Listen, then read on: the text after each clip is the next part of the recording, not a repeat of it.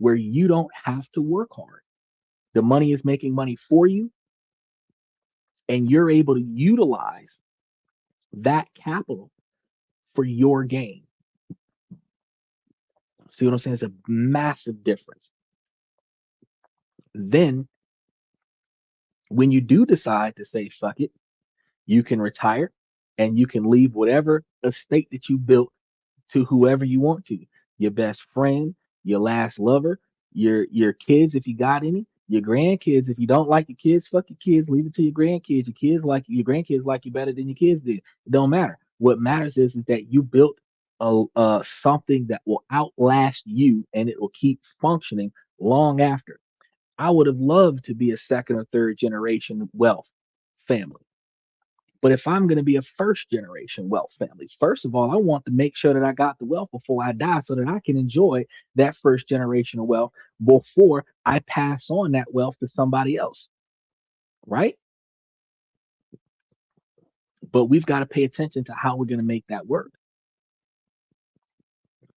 So, the main thing that you have to remember for your portfolio is this: the pattern is more predictable, excuse me, than the outcome. The pattern is more predictable than the outcome.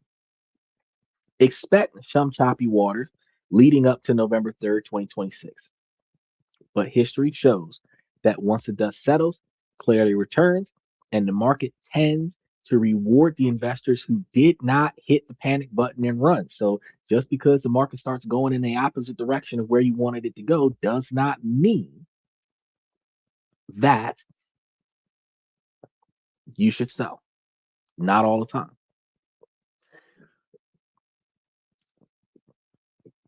Now, that mortgage rate that you're looking at, the rent check that you write every month, believe it or not, they're on the ballot this November too.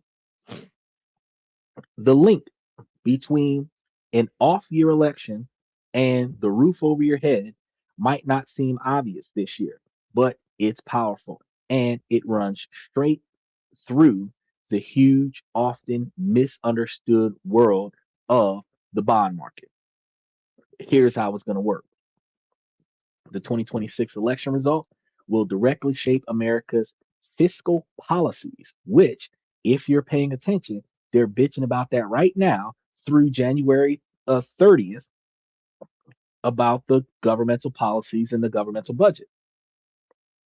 A fancy term for how the government will spend its money and collect its taxes. So, this in turn has a huge impact on two things that you really care about: inflation and interest rates. Bond investors are obsessed with inflation because if they're getting uh, a bond where they're going to lend their money for 30 years to the government, they want to be sure that it won't be worthless when they get it back. Technically, when you think about it, it's going to be more than what it was when you started. But when the price of things costs so much more when you get it back, the amount of items you can buy with your return could be less than the amount of items that you would have bought with your initial investment. That is perceived as a loss of income, right? So when they see policies that could lead to higher government spending and more inflation, they demand higher interest rates on their loans. Those loans are those government bonds. And the interest rate on the 10-year treasury bond is the benchmark that sets the prices for nearly every other loan, especially that 30-year fixed rate mortgage that everybody's looking at. I know Donald Trump was talking about hypothetically, what if he did a 50-year fixed rate mortgage? How you doing, Dylan? Special shout out to Dylan diving in tonight. I know that Donald Trump was talking about that 50-year mortgage scenario, and I would love for the 50-year mortgage scenario to become a thing before I start buying real estate because that would be a fantastic turn of events. You know, as a real estate investor, buying a house on a 50-year mortgage and paying the bare minimum, which is not what you want to do as a personal uh, uh, uh, purchaser, but it is what you would like to do for a business venture. Venezuela got freedom. Freedom from what? Were they oppressed by America? What did Venezuela get freedom for? How much did it cost me for Venezuela to get freedom?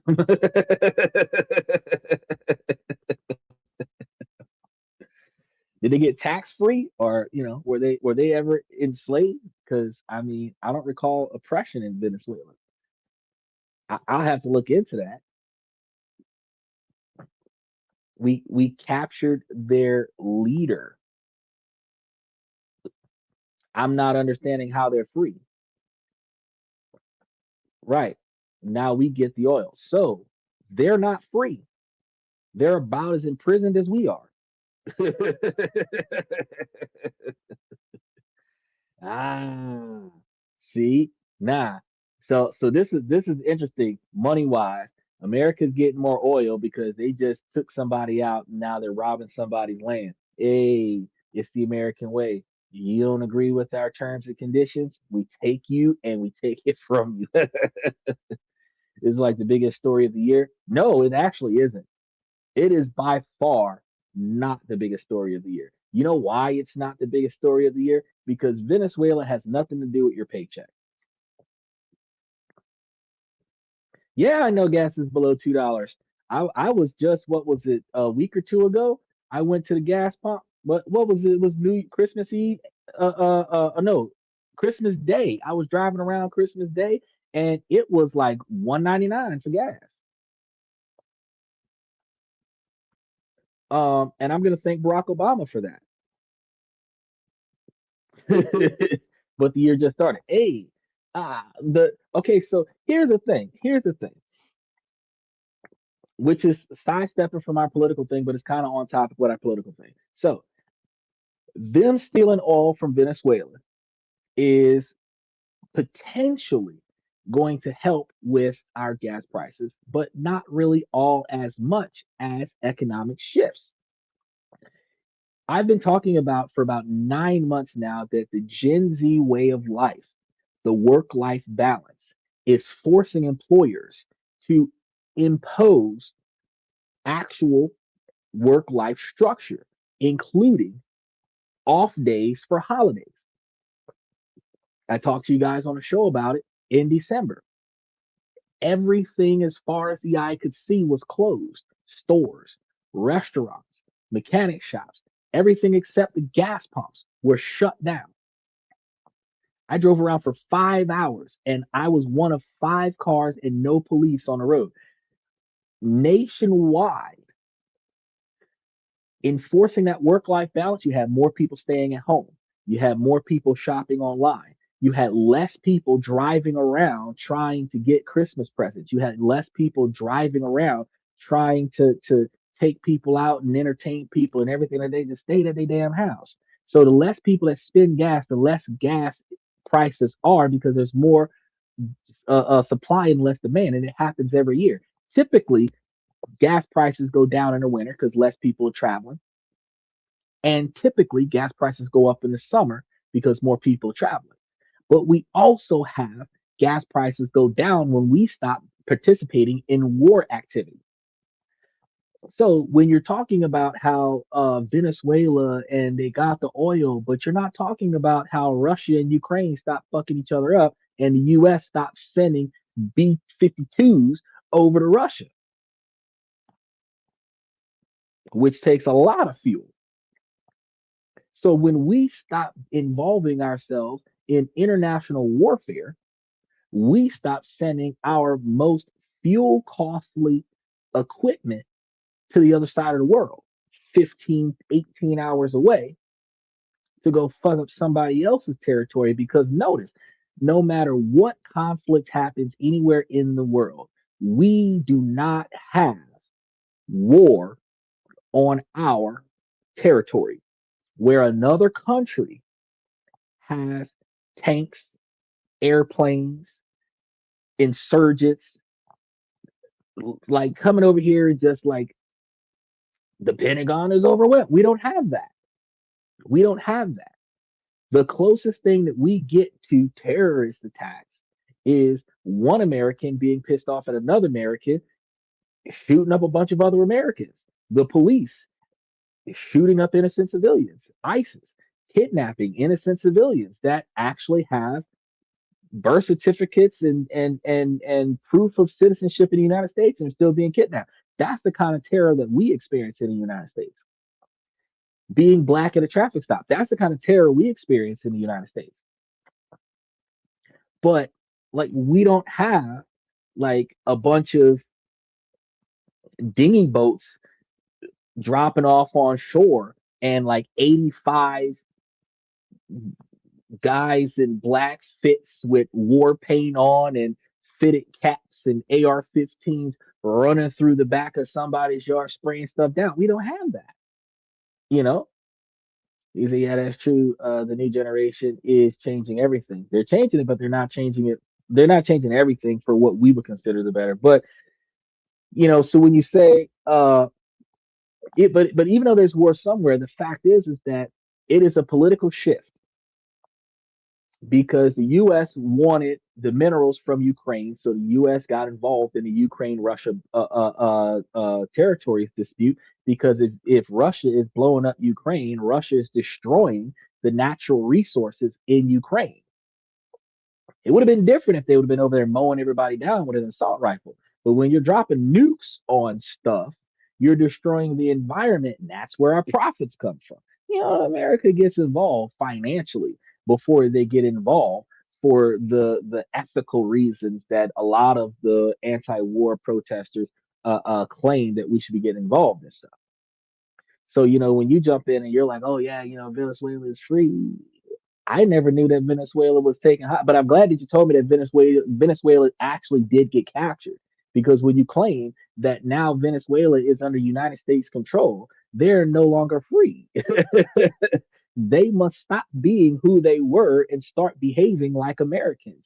And if you are not from another country, and that country now dictates the government of your current country, you have been dominated. And you are not going to be happy about that. Yes, you're satisfied that the person that was talking shit to you is no longer in their position. But the new guy that's talking shit to you, you're not going to like that neither. But what are you going to do about it? Because that guy has bigger nukes than the guy that got taken out of his position. And now they got to pay taxes everywhere. Yeah, a lot of aid is going there now, as long as they agree with the U.S. policies. Oh, oh, oh, oh, oh. So they're not free. And it's not aid. It's not aid. We call it aid. That's called a bribe on one sense. And it's also called reparations or the repair bill because we did go over there and blow shit up. So we'll spend money to rebuild it if they cooperate. So if I burn your house to the ground, right? And then I offer you the ability to rebuild your house as long as you do what I tell you the way I tell you. Are you free or are you conquered? Because I would say that you got conquered. But we know this is the game of life. It's the political game of it's the U.S. version of the political game of life. But these are the things that we pay attention to. So now that we're getting more oil from Venezuela, that means that anybody who's buying in oil stocks like ExxonMobil, Chevron, Shell, you might see stocks improve. So you want to go back and double check your portfolio. You know what I mean? These are the things that we be talking about that actually makes a huge difference in your ability to make yourself successful. So how is this going to play out after the 2026 election? We have imagining scenario A, where if the Republicans hold on to the power of Congress, their platform generally stresses controlling government spending. So if markets see this as a sign that the government will be less likely to go on a spending spree. It could calm the bond market, and fears of future inflation might actually fade, causing bond yields and mortgage rates to hold steady or even dip because they're right around that 7% interest rate. So for anyone looking to buy a house, that is going to be great news. And let's flip the script though, because where Democrats gain significant power in that exact same dynamic, which is a core part of their agenda, often involving expanding social programs, allowing for the poor people to get more benefits from the government and using government spending to stimulate the economy. While these goals may be worthy, bond markets often see them as potentially inflationary because poor people, the more money you give them, the more money they spend. Instead of them getting all that money and investing it somewhere so that they don't have to continue to find the principal all over again, they need to invest that principal and then spend the interest instead of spending the principal and then looking for another principal. Steven, special shout out to Steven. He said, I had no idea we were at war with them until I turned on the news the other day. I don't turn on the news. I do research, and then it just so happens that I come across a headline that says that this impacts money. Because while there's news all over the place, I'm going to be honest with you. I don't care about celebrities. I don't care about athletes. I don't care about movie stars. I don't care about anybody rich or famous. I don't care about the Epstein list, the Diddy trial, Nicki Minaj, Kim Kardashian, Little Kim in the Book of Fans was swallowing 100 dicks. I don't pay attention to none of that stuff. You tell me about war, I'm going to talk to you about how much that cost you. You tell me about a new governmental power, I'm going to tell you how much profit you just made. I'm only focused on, and I'm not down in the fact that we got other things we could talk about because then this and that, we can talk about this, that, and everything in between. Everything between religion, same sex marriage, all of this, we can talk about all of these things. But one of the things that I always try to focus on, and no matter what topic you bring up, I am going to point out how it impacts your wallet because that is what we are supposed to, the middle class, the lower middle class, the upper lower class, the lower class, the poverty class, which is 75% of America, we should be focusing on that. Our talks, our water cooler talks, our scuttlebutt talks, our campfire discussions should be about how do we make, save, and invest money and what is happening around us that impacts our ability to make, save, and invest money.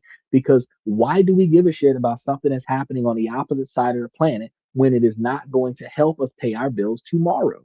Because the rent was due today. By midnight tomorrow, if your rent ain't paid, they are going to tax your ass. You're gonna get that late fee. You feel me? So it is imperative that you make a way to follow the money because it's not just about if you go to work tomorrow. Because if you work for yourself, like Dylan, you work for yourself.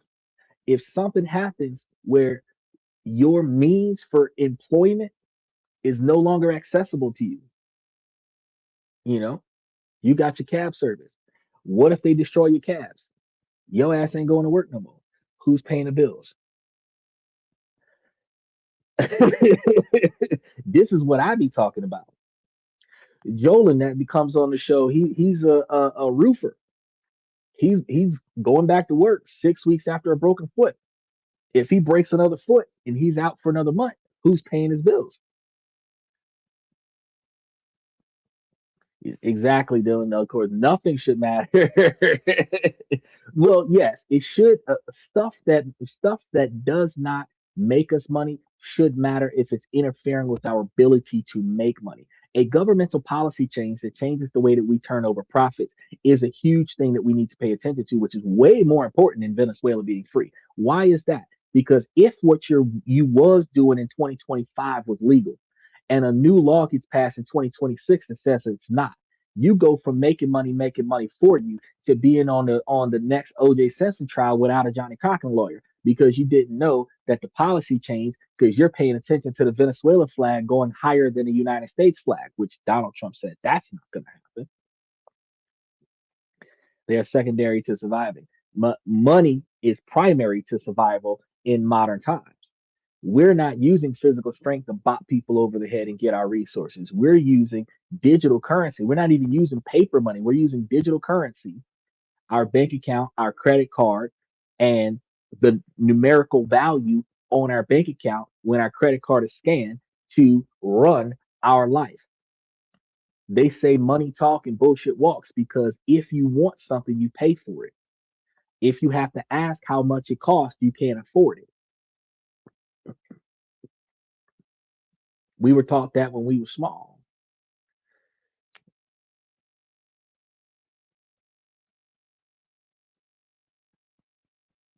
Okay, so special shout out to Runs. He says for anyone joining, he's talking about his future transitions from man to woman. Please be kind. I love this guy. I love this guy. So, these are the type of insecure little boys that come onto the podcast and they love to try to troll the show.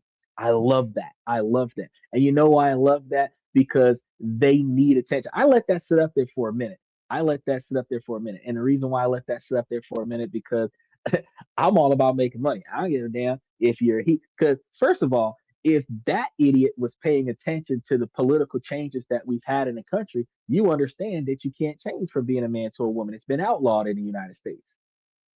So who the hell's gonna make that change? The trolls are dumb, bro. They dumb. They come in and instead of them coming, a troll that came onto the show and started spitting facts about business and finance and investment since you're able to listen to the show before you think about the stupid thing that you're going to say to get the key. And sometimes it's the kids, but you come through and you got the stupid thing that you do to get the key. And when you do that, now you kicked off of a show where you could have made a lot of money just watching. They could have just listened or kept scrolling, but they had to put something up there. But you could have put up a very complicated political question. You could have put up a very complicated financial question. You could have really challenged my morals and tried to put something up there that'll make me stop and think. But no, they come up and then they do something idiotic. And I'm okay with it. I'm not even going to edit it out of the show. I don't give a shit. Because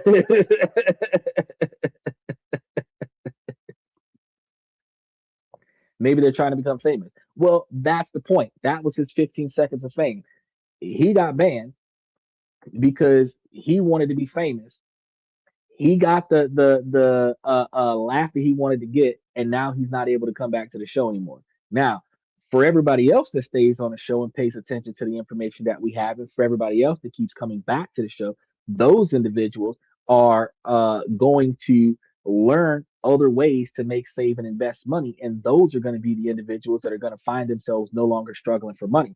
Because when you start your 20-year plan and you start improving on the ability to put away money and you start seeing the instant returns on the money that you're putting away, you start seeing more and more financial relief. Life stops getting hard. Life stops being stressful. Then you can focus more. Then you find, oh shit, I've got extra money somewhere, which allows you to pay for more things that needed to be paid for instead of wasting money on bullshit. When you start putting more money in more places where you now have extra money to fall back on, you don't have as many financial emergencies. I talked to you guys before. There's nothing in your life that is such an emergency that it can't wait a couple weeks for you to get your money together. But if you don't have any money to get together, it doesn't matter how much time you have, you don't have enough money to pay for this problem.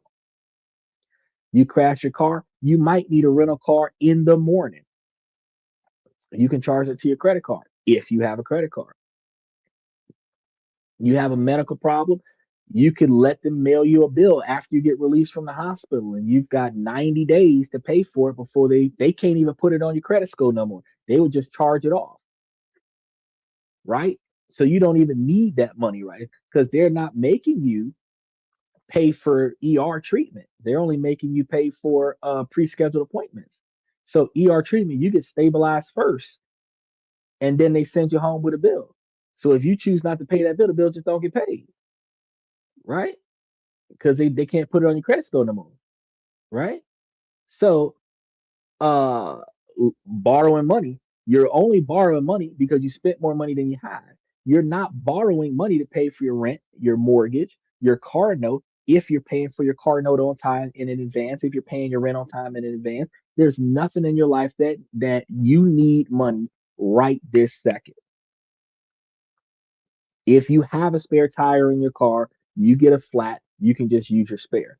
But if you're dating a jealous or vindictive person and they slash all four of your tires, you don't have enough tires to replace their negative behavior. And even if you did have a full set of tires in storage and you put them on the car, likely that person's going to double back and slash your tires again. And now you got eight flats because you're talking to the wrong person. But there's still no emergency that you need money right this second to go deal with some bullshit if you properly prepare your life.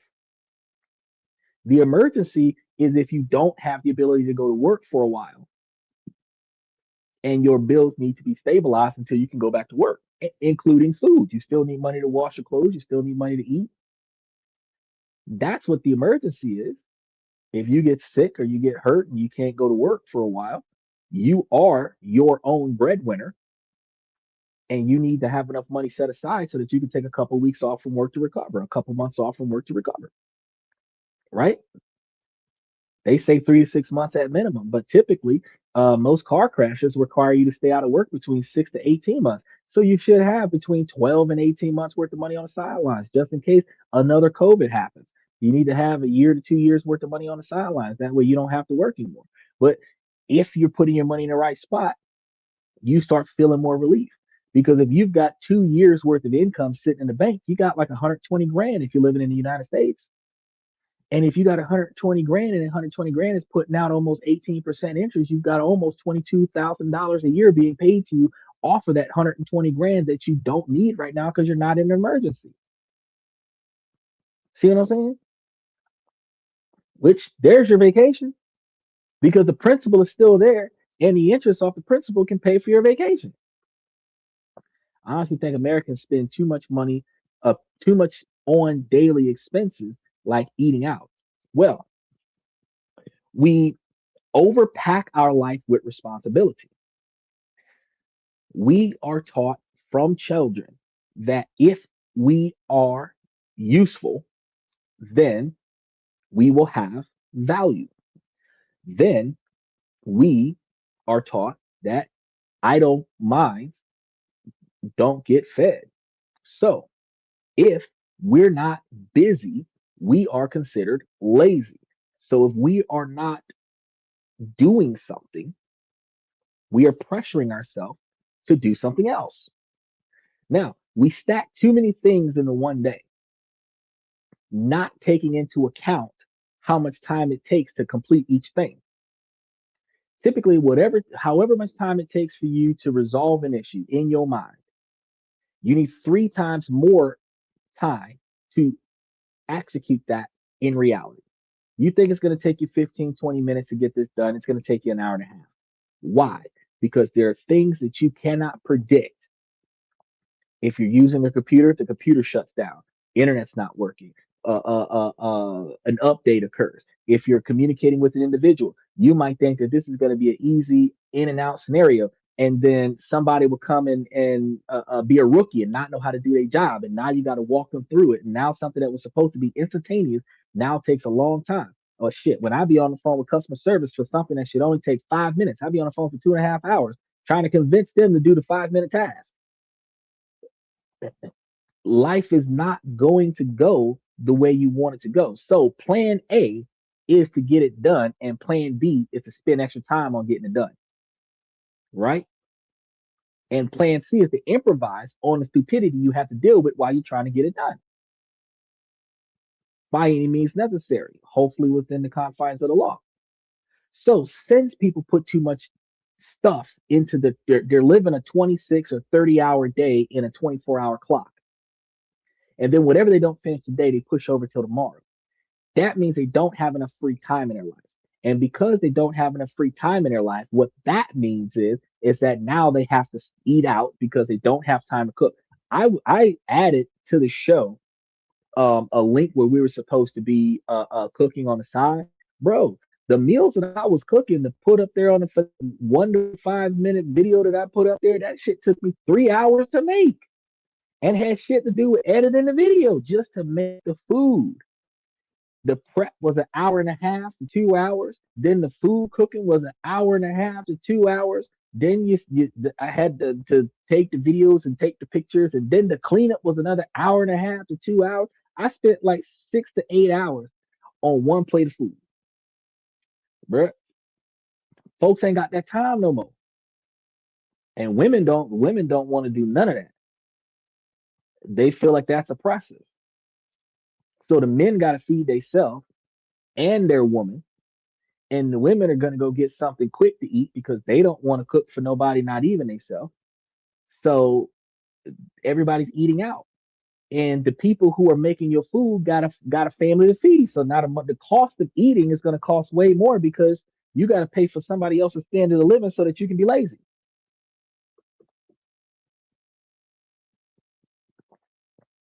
So that 2.5 hours on the phone to fix a problem in 5 minutes is still worth it. Oh fuck yeah, it's worth it. It is worth it. But the reason why it is worth it is because I've got the 2.5 hours to get that done. A lot of people who only got 20, 30 minutes to get this done, it's only supposed to take 5 minutes. They're gonna put three, five, seven things behind it. They're gonna get off the phone because they didn't resolve their issue, and they're gonna fucking wait till their day off, and the problem never gets resolved. I got time. I ain't got nothing to do for the next 5 hours. I'm gonna stay on the line until you fix my problem. My problem is now solved for the month. And I'll keep calling back and sit on the phone for 3 hours until they recognize that they're gonna have to fix my problem. This is the way you're able to get stuff done. But you want to have the ability to have your money make money for you. You want to have the ability to have your stuff taken care of so far in advance that you have that free time. And that's why we're talking about how politics are going to be negatively impacting our money because that is going to be what's going to drive us to um, those situations where we can afford to do more things. Is that a lot of people trick themselves thinking they don't have time, but we know we have to make time to make it happen. But see, that's the thing. They trick themselves into thinking they don't have time because they prioritize insignificant things. And we've talked about this on a show for plenty of times. We've told you guys that there are 20% of things in your life that need to be done that has 80% of impact on your life. The other 80% of stuff that you're packing in is just self validation shit that has nothing to do with the value of your life. And it takes up the most effort with the least amount of impact on your life. So I've talked to you guys on the show plenty of times about how you have to rearrange your priorities in the things in your life that impact your life so that you have the capabilities of effectively putting more effort into the things that are going to make the most change. You got two primary things that you want to accomplish today, three things that if you have the opportunity to do it, you'll get to it. But if not, you will pass it on till tomorrow. You will find that any task that you pass over 7 times was not important. So if you accomplish two things today, you had a full day. If you accomplish 5 things today, fantastic. By the third day of the week, you will find out that you had far less shit you needed to do. And the rest of that stuff that you just wish you could have did, you ain't had to do it. Well, distractions don't impact our lives, but that's what we do. They don't impact our lives in a good way. But what we do is to not be lazy and sit somewhere scrolling on social media, not learning nothing. Instead of sitting there playing video games all day, not learning nothing, Instead of sitting there all day watching Netflix, not learning nothing, we can either put ourselves in a position to learn something new, or we could put ourselves in a position to do more stuff. I play video games on my cell phone. I used to have a gaming console, but I got too many things to do. If it instead of me spending 8 hours a day playing video games, I could spend that 8 hours a day sleeping, which gives me 16 hours a day to get stuff done. And most people work 8 to 10 hours a day. That gives you 4 hours a day to not be asleep, not have to work, and still be able to get you some mental relief.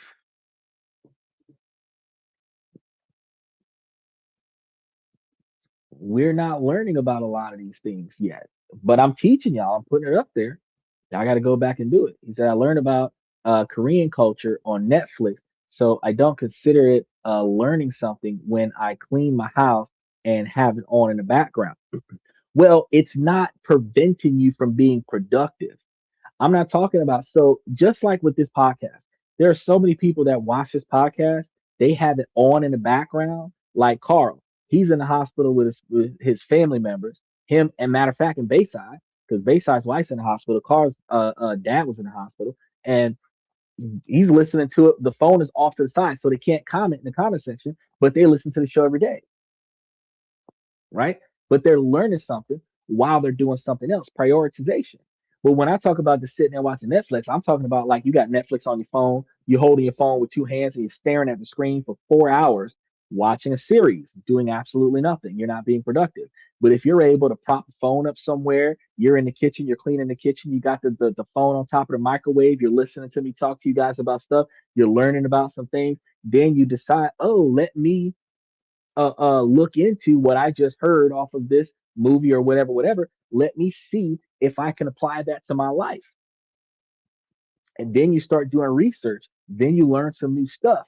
Then you implement the things that you can and recognize the things that you can't. And now you have a new game plan. So while you were cleaning your kitchen, you found a new culture that you could implement into your lifestyle. That's fine. That's fine. If you're watching a Japanese anime and you decide to learn how to use chopsticks, you learned a new skill. I work third shift, so I'm multitasking, bro. I used to work third shift, and I'm gonna tell you right now, ain't no, and I used to work that long third shift, that 9 o'clock at night to 7 o'clock in the morning third shift. I would get to work at 8 and get off at 8. I gotta tell you, it pissed me off so much, but I was making money. I only had to work 4 days a week. Because I spent 3 years of my life uh, unproductive after my relationship ended. Most men do because we. How you doing, Jolin? Good to see you again, my brother. Uh, most of us when we get out of our relationships, we because women emotionally detach themselves from. We're gonna get back to the political part of things. So please hang out with us a little bit. I'm gonna talk about this and then get back to the main topic. Uh, most of us recognize because women get into a relationship, they emotionally detach themselves from a relationship before they remove themselves from the relationship. And a lot of times, a woman will emotionally remove herself from the relationship first, start building her exit plan first while still being in the relationship. And then once she has the security of a smooth transition, then she breaks the news to you, breaks up with you, and then she goes somewhere else. So she is capable of moving on faster. She probably got a new boyfriend, a new house to move into, and everything like that. When she tells you she's breaking up with you, it's not you, it's me, blah blah blah blah. Blah, blah, blah. But the day that you find out about it, that's when you go through the 3 6 month, 3 year process of grieving a relationship and changing and improving. So the fact is that yeah, I would expect once you found out you would take a few years. It took me a few years to get over the last one too, but once I got over it, I was straight. Yeah, going to bed at 2 a.m. is better than working graveyard. That's right.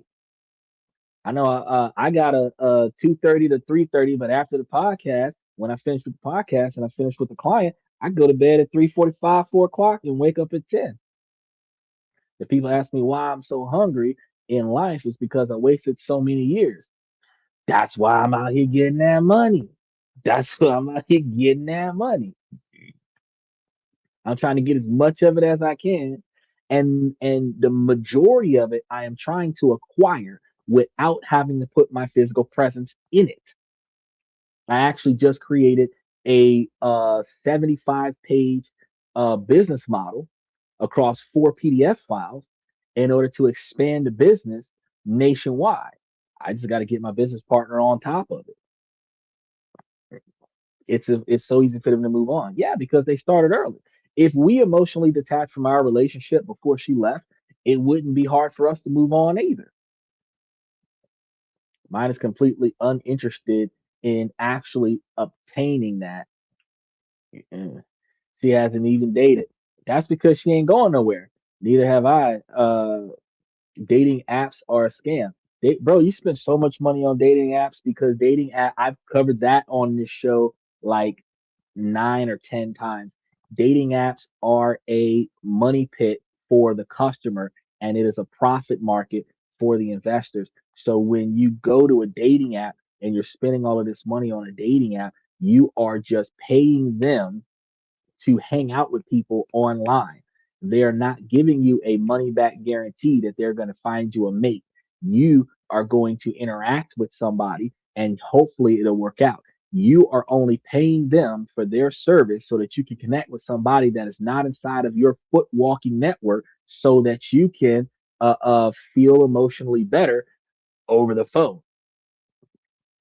The only one that I found that might actually be dedicated to the compatibility of individuals might be Filipino Cupid because they actually have people that call you, connect you with the person, travel agent, visa setups, all of this other stuff because their goal is to have you pick up a chick from the Philippines and move her to America.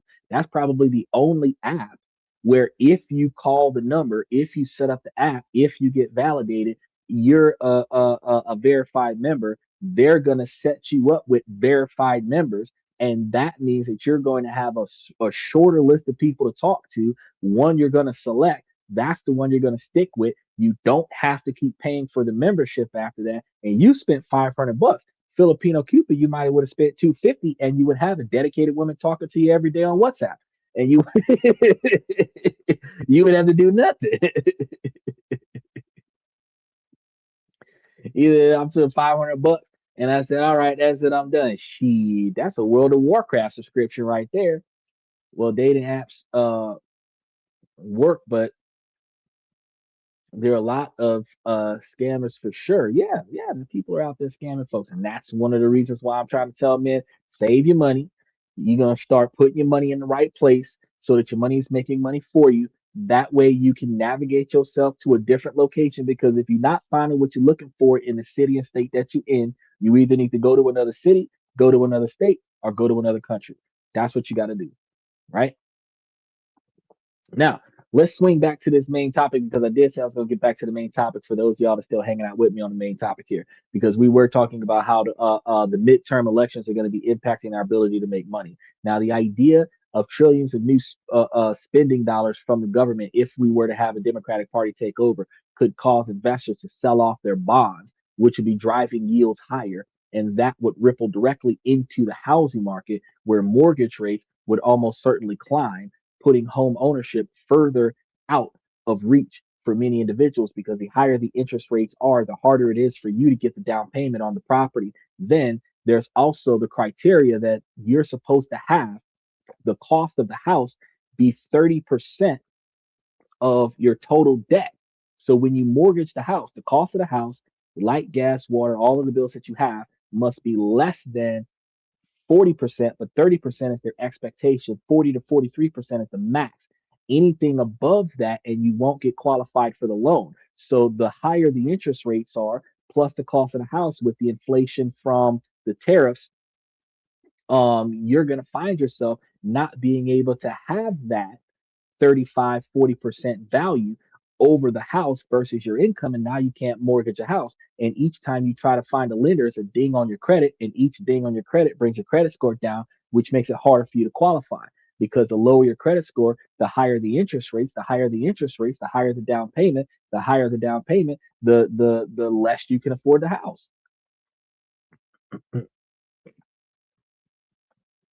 Is it not being thirsty is a value lesson first, bro?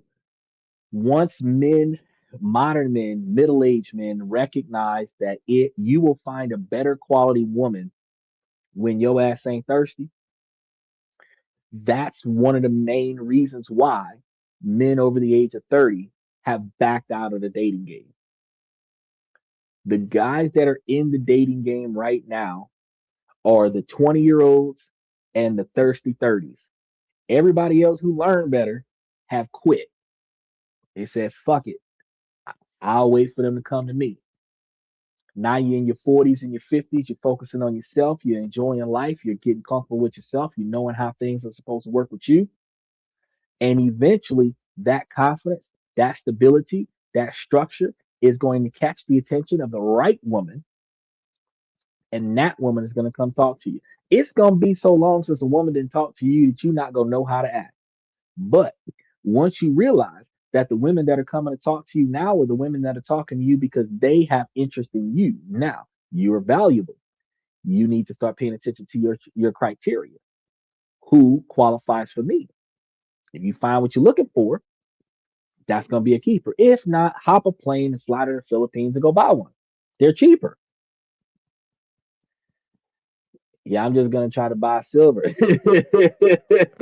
Yeah, 52, $53 an ounce. Buy silver. It's cheaper than gold. He said, as soon as my truck is paid off, of course. Yep, 2.5 payments to go.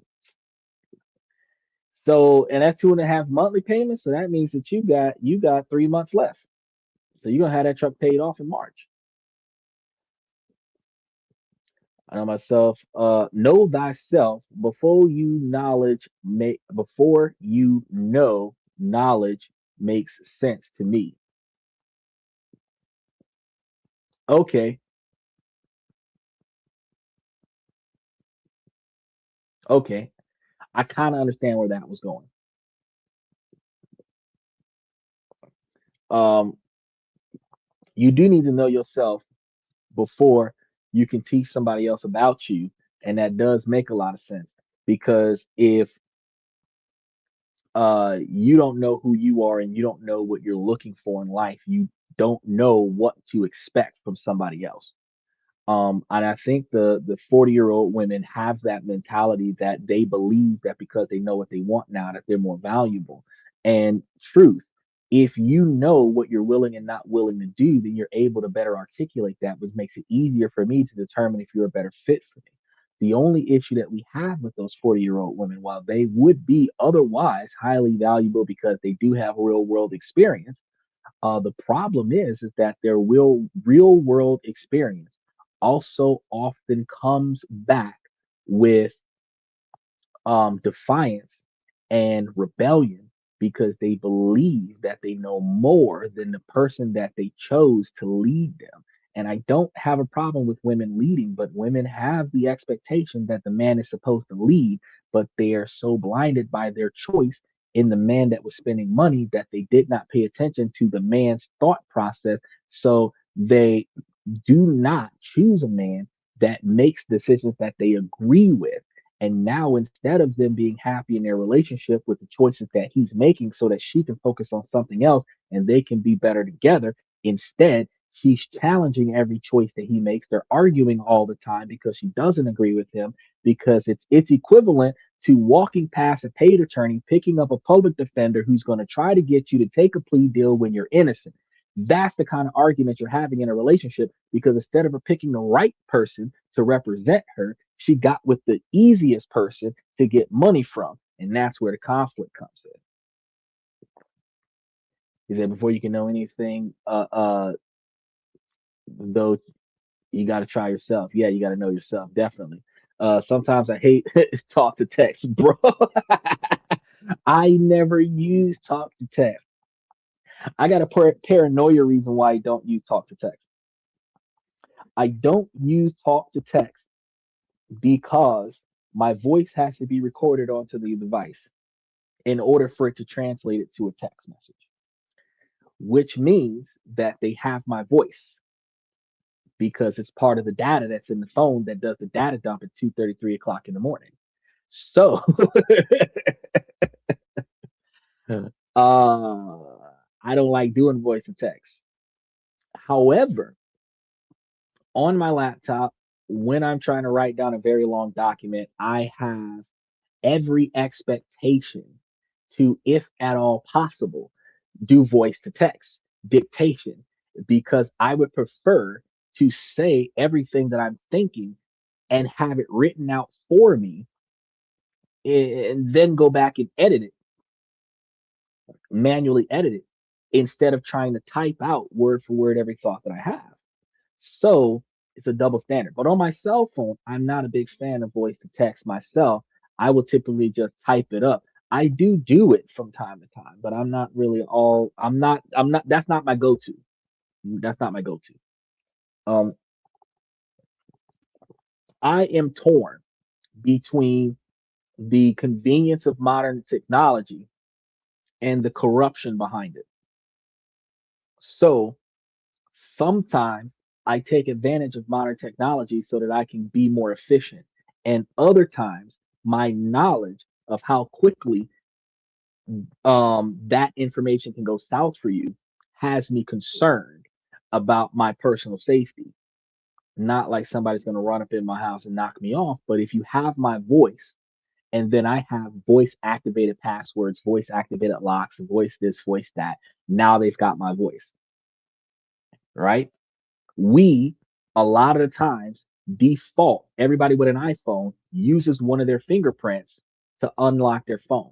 They sometimes forget their 4-digit PIN number. We're going to get back to this politics topic, but I want to talk about this real quick. Now, think about this real quick for everybody with an iPhone. You already know, you've seen it on all of the detective TV shows, that somebody could come behind you with a roll of clear scotch tape and lift your fingerprint from the surface of most items that you touch on a day to day basis. Once you set up your bioprint for one of the dominant fingers that you typically utilize on a day to day basis, if somebody wanted to lift your phone and then break into your phone, all they would have to do is follow you and lift your fingerprint off of the last thing you touch, then boost your phone out of your pocket and use that exact fingerprint to access your phone, apply pressure to it. Now your phone is open. Damn. And guess what's on your phone? Apple Pay. Guess what's on your phone? Android Pay, Google Pay. And what's there? Every single credit card that you have. And a lot of times, every bank account that you have. Damn. So simply making it easier for yourself to get into your phone makes it easier for somebody else to rob you blind. This is the reason why I don't always depend on technology. They just make the decision for themselves and then let deal with the ramifications and the cost. That now that I talked about the cost, you're like, oh shit. Your voice don't need to be translated, buddy. Your thoughts are translated. You have an EMF meter in your phone, but that's whole nother.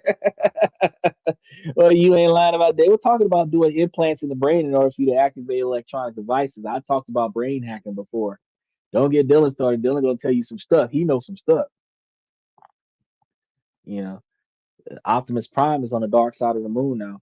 Uh, Similar for Android, uh, about 10 years ago. Yeah, but you know what? iPhone is buying all of Android's old technology. So all of Samsung's technology that is outdated for Samsung is starting to be the new generation for iPhone. So you have the exact same. So the iPhone 16 is the Note 4. The iPhone Titanium is the S20. Okay. They playing catch up. Chevy is Ford and Ford is Dodge. Yeah. And the Ford Eco is the Prius. Because you know that ecosystem came from Japan. Yeah, I don't have any voice activated anything. It doesn't work. I deactivated the voice activated. I don't have y'all be like, ooh, hey Siri, hey Alexa. I don't hate shit.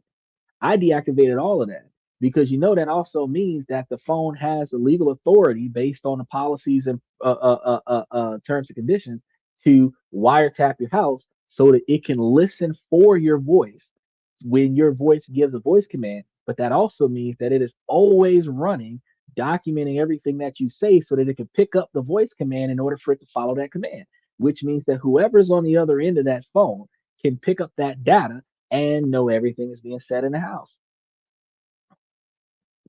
Notice while we're talking about politics on this channel, you have gotten a commercial or three that are politically related because we're having a conversation. So I tried facial recognition too. It doesn't want to recognize my scraggly face, and neither does my fingerprint since they're all destroyed. Oh no, I've got the facial recognition on my laptop. I don't use it because I cover the camera on the thing because I'm a ghost in the system. No, you not. You think you a ghost? Oh, you're you're a tax-paying American. You're the least likely to be a ghost. I did allow the voice to text function, but I disabled the AI system for the developer setting of the phone. Okay, fantastic. That's smart because that's really going to collect all of your information. I turned all that stuff off. Is it do your screen is the camera? Oh no. Okay, so I have it on my laptop. I have the um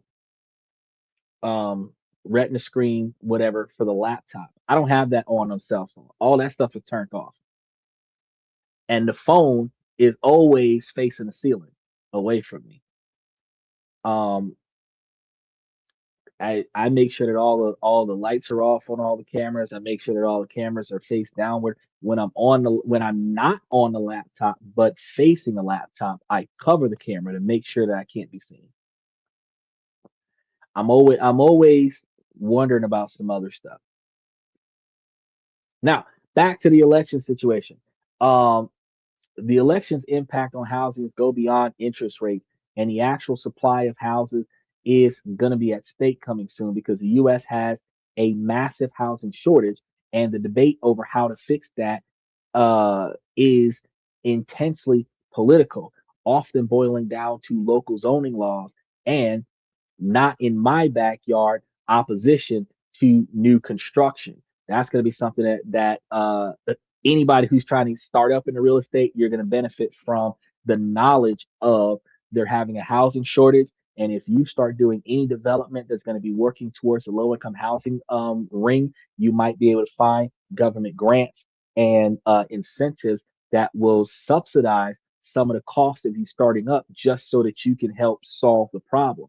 So while big businesses are buying up all the land and buying up all the real estate so that they can push the narrative, the understanding is that if you go for the untapped market, I'm going to give y'all something for anybody who's been following me today for the last hour and 30 minutes. The untapped market in real estate is 80% the upper lower class, middle class, the guys that are just outside of HUD approvals. Those are the people that need the most financial assistance.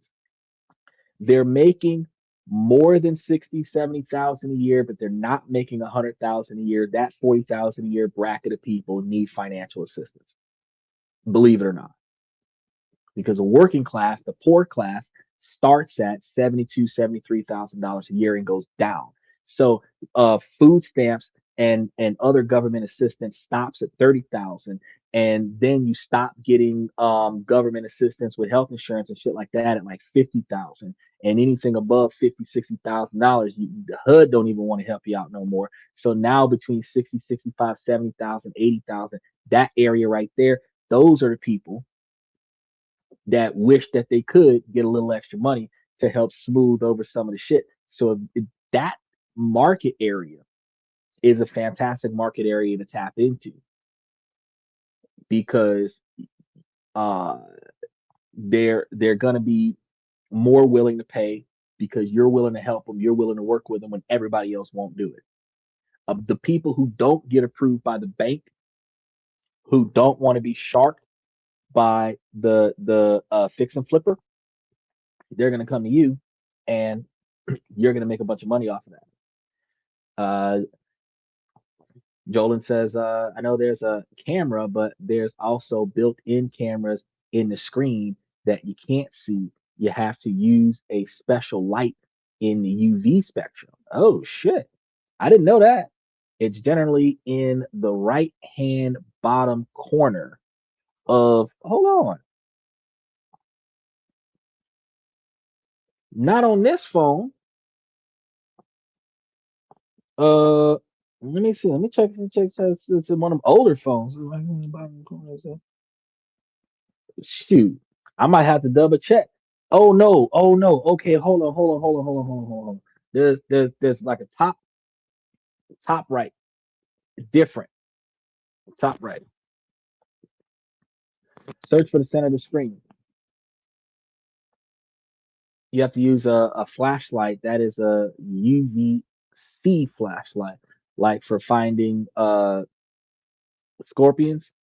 Oh, like those lights that they use to find the stains on the sheet in the hotel room. Oh, okay, okay, that's interesting. Well, again, my cell phones be facing the ceiling. So, the way I look like these when I when I go to make a phone call.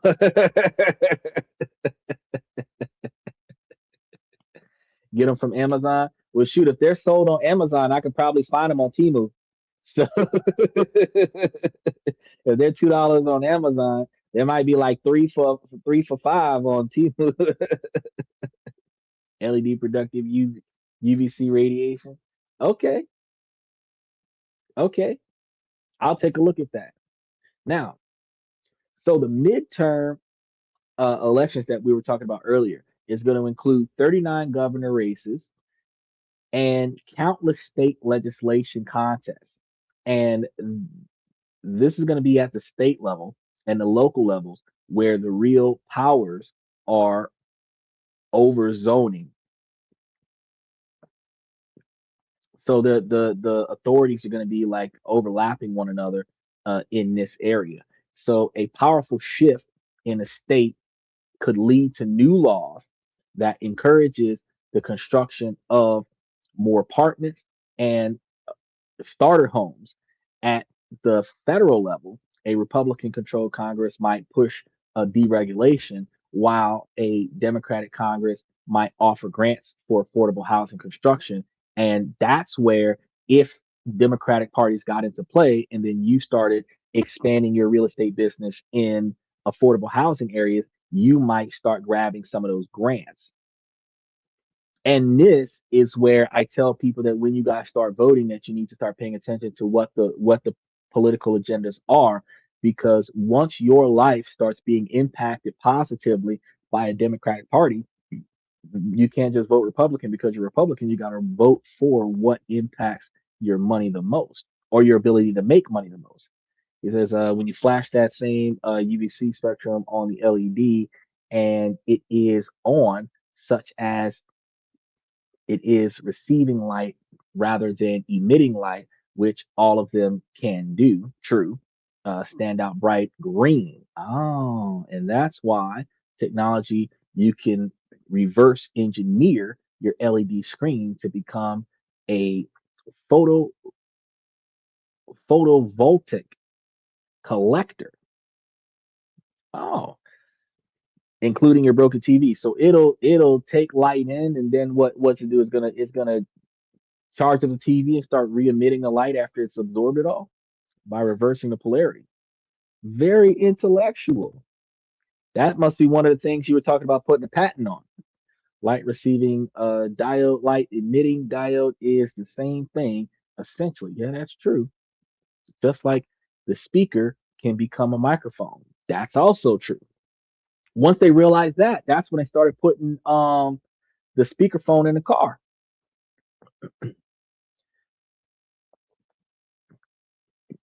One waveform hidden within another. And noise cancellation is having the exact same signal overlapping itself until they cancel each other out. Now, for you guys, when we start talking about how the real estate can benefit you in some ways and not benefit you in other ways, depending on which political power gets into office, this is going to be deeply personal because if you're a homeowner with a low fixed mortgage rate, rising rates aren't so bad.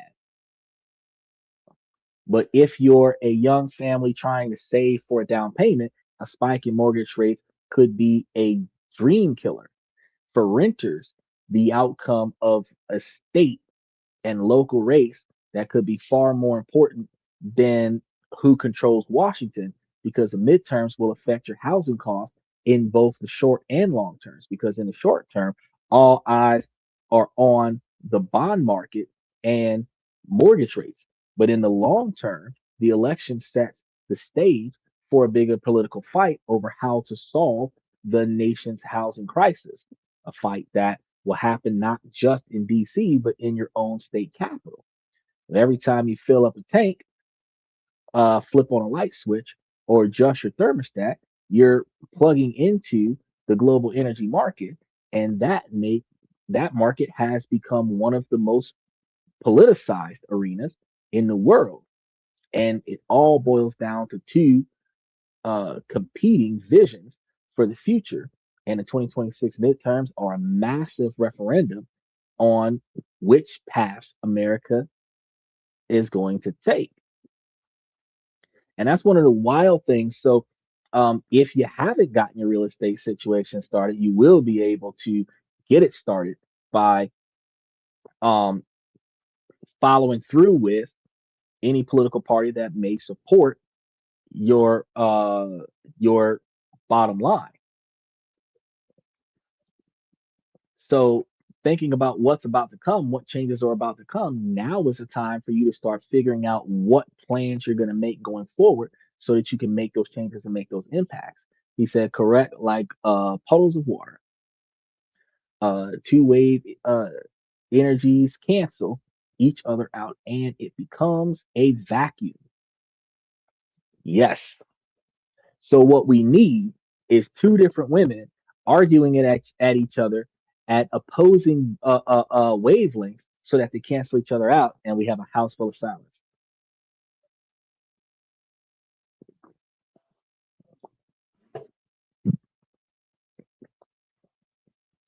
Oh man, I just thought of a new patent, the voice canceler. You know how women like to wear those chokers, right? So if for a choker, it's got a device on it where it doesn't cause any harm to them. It looks cute. They're gonna wear it, but you have this remote where it sends a signal that matches their voice. So when their voice comes out, an alternate sound wave comes out at the same time that cancels out their voice, so you can't hear nothing they say as if they're mute.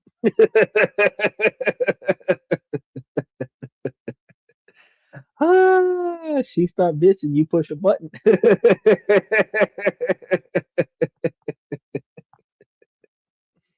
You just nod your head. Now, on the political side of things, you'll see on one side that you have a philosophy that's going to be prioritizing energy independence and low cost through more production of oil, natural gas, and coals, and robbing Venezuela of their oils. And then on the other side, philosophy that prioritizes a fast transition to renewables, which is going to be solar, wind, and green tech. I'm still sitting over here thinking to myself about how I can put solar panels in places like on top of my car. I don't use my car that much, but I don't like jumping my car off every time I get ready to go places or reconnecting the battery or whatever. I would love to be able to put solar panels all over the hood and stuff and have that connected to my car, charging up my car battery. So when it's time for me to start my car, I don't have to worry about connecting the battery. It's already connected. But the trouble I'm going to have is that one, the solar panels have to be accessible by the sun in an area where people aren't going to steal my solar panels. And two, I have to put the solar panels on my car when I park and take the solar panels off the car when I stop. That's the only frustration.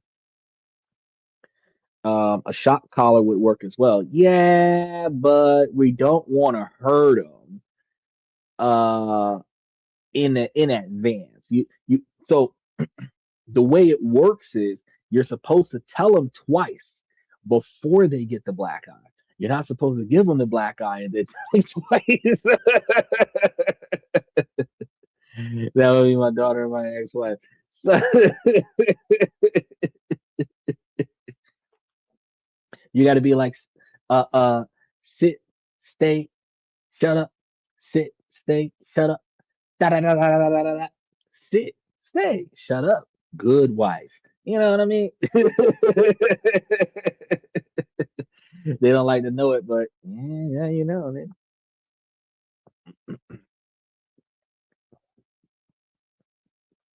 So, real quick, let's see how a power shift could send your utility bills in very different directions, just like that political chaos that happened last year, where Canada raised the cost of electricity to Minnesota and a couple of other states, where they're now paying an extra 25% of their utility bills. Consider, oh, before we get started, let's see what you got to say here. Um, that's easy. Just put a bendable, stickable, photovoltaic cell on your car. Oh, okay. Attach the battery to it. Right. Okay. And then I just put a disruption switch system for solar panels is uh, easy. 12 volt is 12 volt. Right. No, so installing it is fine. Like putting it on the car is fine. But typically, if you're not drilling holes in your roof and drilling holes in your hood, you're going to have something that's like a magnet that's going to attach to your vehicle, which means that somebody could just pull it off and just walk off with it. So if you have your car in your house, or not in your house, but on your property where your property is fenced off, where your car can sit in the sun, but nobody's like messing with your car kind of thing, then yeah, that's what I want to do. That's exactly what I was thinking about doing. Put like two or three solar panels on one big solar panel on the hood, one solar panel on the roof, maybe a solar panel on the back of the car, and then have them all connected inside of the car where because I actually have a battery on the floorboard and a battery on the hood. So I have a battery on the passenger side of the car and a battery on the hood. And if I ran all of that to the battery on the floorboard and that was connected to the battery under the hood, then I'd have two batteries charged for the car. I could just get in the car and crank the bad boy up and be good to go. But my concern is that if the solar panels are just magnetic to the car, somebody who wants solar panels can just click, click, click, and just walk off with the solar panels. And that's the part. That's the reason why I haven't gotten it yet, because somebody could just steal them. Not that I wouldn't be able to install them, not that it wouldn't be able to work. It's just that somebody be able to steal them. So I want to be able to do that and not have to watch them. I could just like put the solar panels on the car when I come back from going to the store, going to the post office, whatever, leave it on the car for 6 days. And then when I decide to go somewhere, I can just take the solar panels off the car, put them in the trunk, and do what I got to do. Something like that. Also, you can actually do that with your windows. They make transparent ones. Um, I've heard of the solar panel tent for your windows, and I don't know how much that costs, but I'm interested in those. Actually, because these are prescription glasses, I can actually fill out a form with the Department of Transportation to get custom tint on my vehicle, including the front windshield. And I wanted to get that electronic tint where you can control the transparency levels. It costs a little bit more than most, but I could have that 0% visibility when my car is sitting in a parking lot, and then I can have that 70% visibility when I'm driving at night, so that um, I don't have to worry about not being able to see. And then I don't have to wear these. I can actually wear clear lenses when I'm driving my car until I get pulled over, because they're going to pull me over because they don't like the fact that I got something that they're not supposed to, that they don't have. And that's going to mean that I get pulled over more. But I mean, at least I know why they're pulling me over when they pull me over. Is that if you're uh, that concerned, just buy some opaque stickers like an American flag onto. Oh, okay. I didn't think about that. That's a good idea. And the same as the one-way system used for your truck window. Yeah, exactly. That's the ones I'm going to get. Exactly. Exactly. So that I can see out, but they can't see in.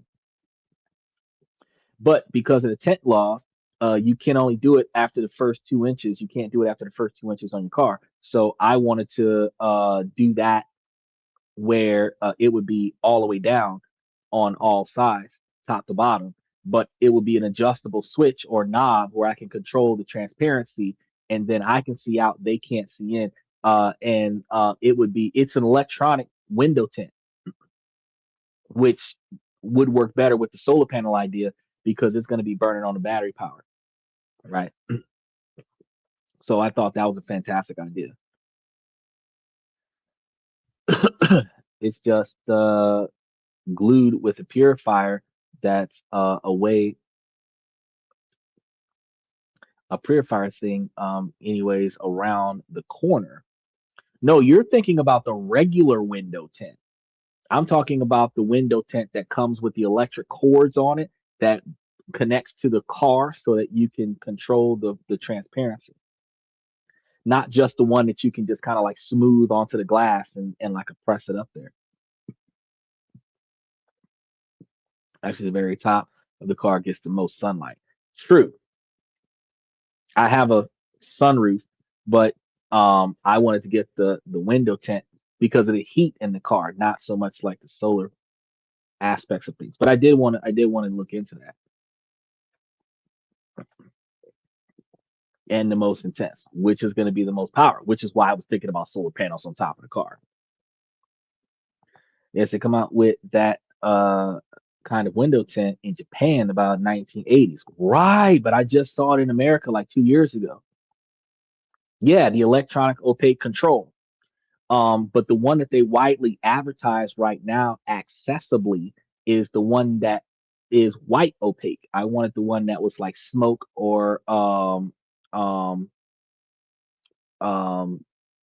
gray opaque, where it would either be black or like a brownish black kind of opaque, where I can see out but they can't see in, kind of thing. Yeah, for office buildings.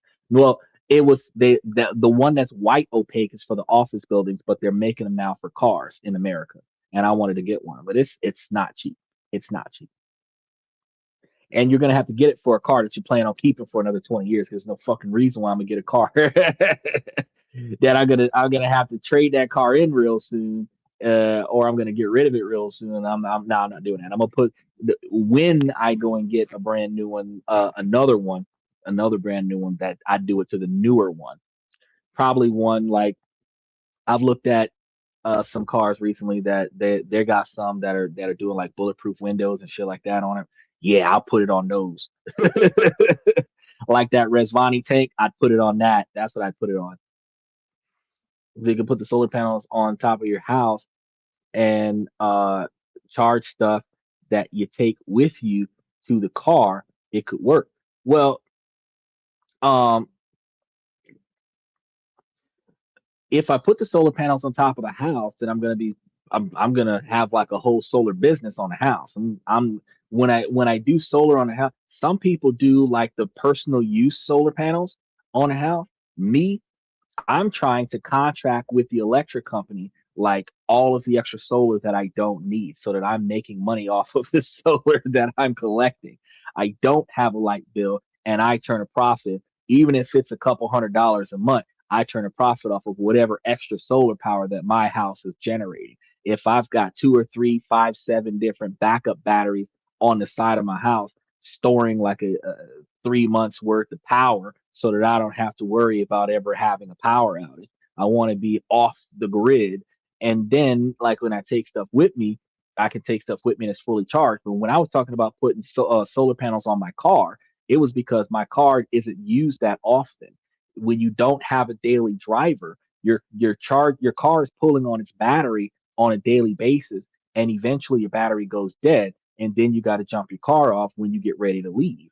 And that's why I have a second battery attached to my car. Some people just attach the battery off of their car, but if I had a solar panel providing power to the battery like a trickle charge, I wouldn't have to plug the car up to the house. And that way, the battery would always have a full charge, which would keep me from having to replace the battery so often. And then camouflage it with the opaque screen of an American flag or whatever you want there. Oh yeah, I'm a cover it with an opaque screening of the Venezuelan flags so that I can try to deport me.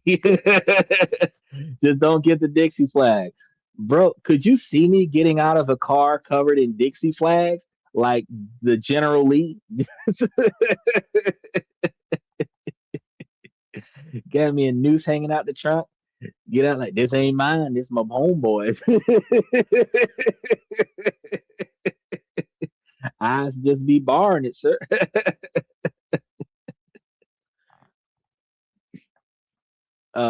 Is I've seen that. Seen a black man come out of a truck with a freaking Dixie flag. So yeah, yeah. But coming out of a truck with a Dixie flag and a noose off the back of that bad boy that says Ford or Dodge, you be like, eesh, taking it quite far. All right, now let's consider a scenario real quick because we were talking about the midterm races. Consider Republicans maintain or strengthen their powers in the House and Senate, right?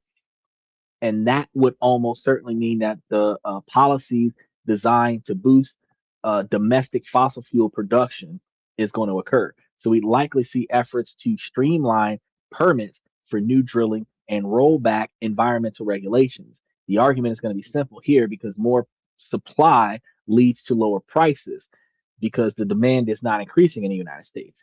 In the short term, this approach could very well lead to low prices at the pump and cheaper heat bills. The long term risk opponents are going to be arguing for are price volatility tied to global markets and the environmental costs because they're going to be drilling shit down. Now let's explore an alternative. Wait, real quick before we get into that alternative. He said, well, what car do you drive? I drive a blue car. Well, I got a gold Crown Victoria, so it's not gonna go down that way. It's not gonna look. I'm not seeing myself with Dixie flags all over a Crown Victoria. I'm not. I also have a blue car, but uh I'm not covering that car with anything. That car actually looks that car looks like a detective car. It looks like one of the cars off of NCIS. I was like, when I saw it, I was like, damn, they drive the same one I was driving. The one that Gibbs was speeding all over the place with Naveed. We have to build more refineries though. Yeah. Well, yeah, we would. We would. We have plenty of oil in America, over 100 years worth. It's the problem is the refineries, they're all shut down. California just shut down another four. Right.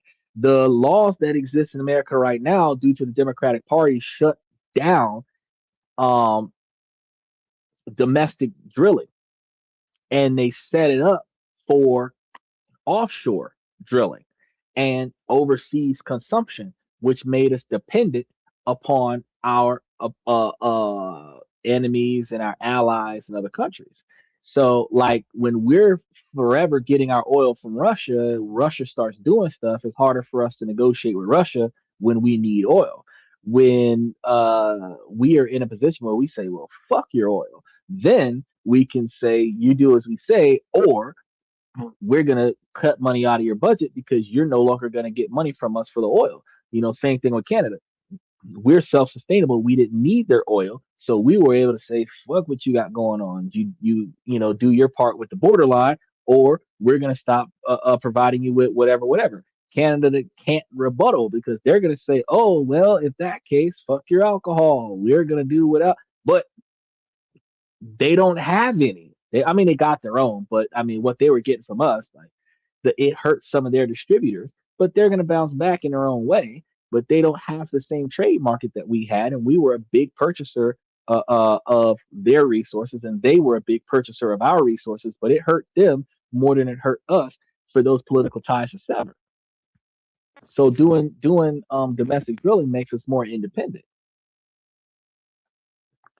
Okay, so the problem very easy is go get yourself a stickable 100 watt would do the trick. Yeah, see, I was gonna overdo it. I was gonna get like a 1,000 watt one and stick it on the car. And then you get the opaque color of your car and put it over the top of it. Oh, then it'll blend in with the car. Oh, that's a great idea. Nobody's gonna look close enough to see it. That's a smart idea. See, this is why on this and that we be talking about this, that, and everything in between. So I could throw solar panels on my car and then get one of those opaque colors to go over it. It might dim the power consumption, but at least it'll allow it to look exactly like the car. Nobody's gonna want to mess with it. Fantastic idea. Now, when we start looking at the Democrats, if the Democrats were to win the midterm and control Congress, this would signal a dramatic pivot from the one that I just mentioned. So the focus would shift uh, to accelerating green transitions.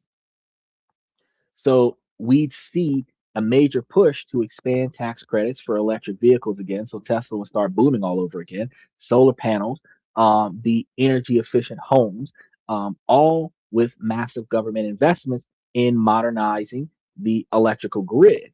So in the short term, funding this transition could lead to higher energy bills as the cost of building new infrastructure often gets passed on to its customers. But the long term argument, however, is that by breaking our addiction to fossil fuels, we can achieve true energy independence with more predictable costs down the road.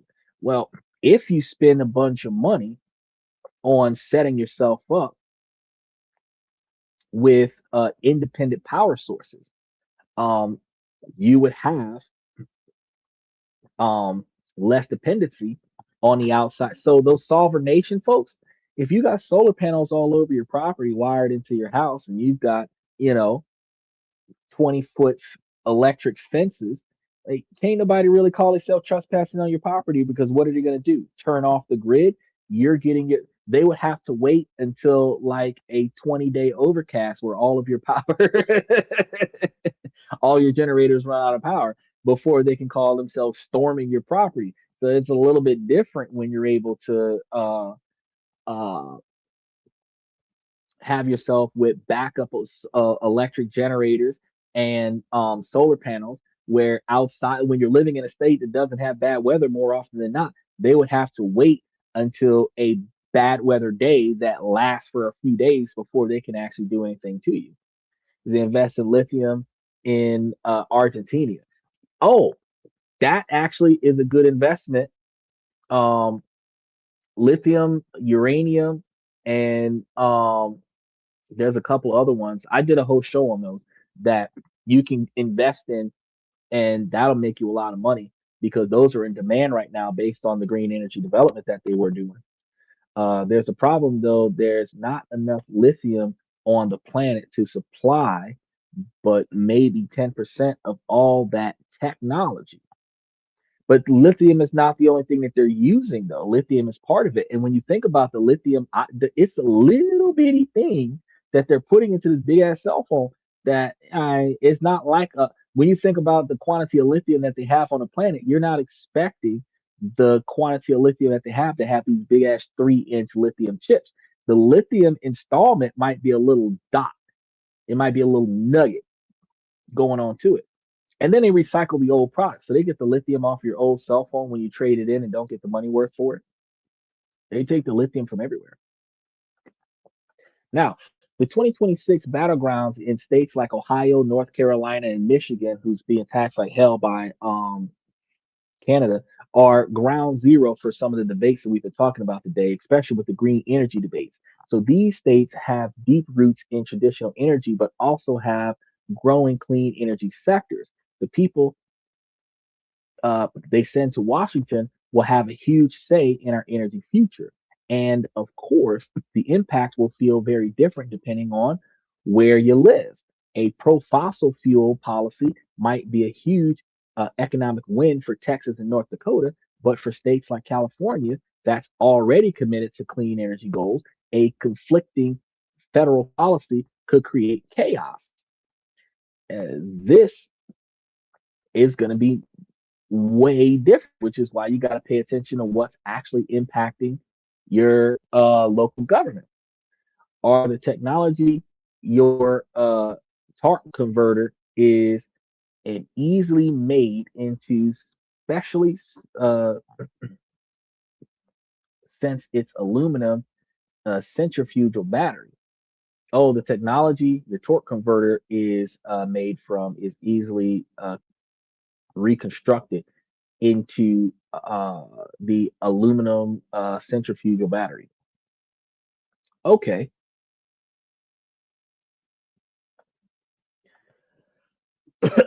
and that's one of the reasons why people used to run off with your catalytic converter because I mean you can melt that bad boy down and make you some money. But think about it from your household's point of view, though, when we're talking about this green energy thing. If you live in a rural area, in a that's going to be like an area where there's not a lot of people around, with a long commute into town, so you're living out of town, the price of gas is going to be a huge part of your budget. So a policy that keeps gas prices low is going to be a huge relief for you. But if you are a suburban individual, a suburban homeowner, and you're thinking about solar panels, the generous tax credit could be what makes it affordable for you, right? So when you see the election results coming in, you got to remember that it's about more than just political parties. It's a choice between two distinct energy futures. One promises lower costs now by leaning into our existing system, and the other promises higher costs in the short term for the prospect of long-term stability. And your utility bill is a direct reflection of which of those philosophies is winning in Washington. Oh, he said that actually a lie as well. They cannot separate the lithium from the dendrites carbon deposits that are nanomolecular. Well, I don't really think that they're separating those when they're selling off those catalytic converters. I think they're just selling them off by weight to get a profit off of it. The other people who are melting them down and turning them into something else, they're not necessarily removing the lithium off of it. They convinced everybody, but that's because they don't recycle your batteries. They retain the information on your batteries, which is all your history of your smart devices. Oh, you're talking about the smartphones. Oh yeah. No, you, most people do not put it in their mind to factory reset their old phone. They just give it up because they're not using it anymore. And they just make sure that everything is copied onto the new phone. If you don't factory reset your old phone before you give it to the manufacturer, you are more likely giving them 100% of the life of your phone's information to the phone company when you trade it in, and they're going to keep that information. They're not going to destroy that information. They don't have to. You surrendered it and unlocked the phone. Now they can get in there and do whatever they want.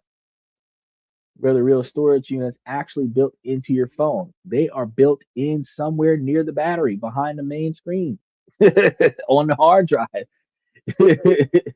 Yeah, you can melt it down, but you're not gonna melt down the expensive parts. No, you're not gonna melt down the expensive parts. No, no, you're right about that. They're definitely not gonna melt it. So we were talking about two different things. When I was talking about melting down parts, I was talking about melting down the catalytic converters by weight off of the cars when they were stealing catalytic converters off the cars. We were also talking about them stripping down the cell phones and taking the lithium ion parts out of the cell phones and reutilizing them.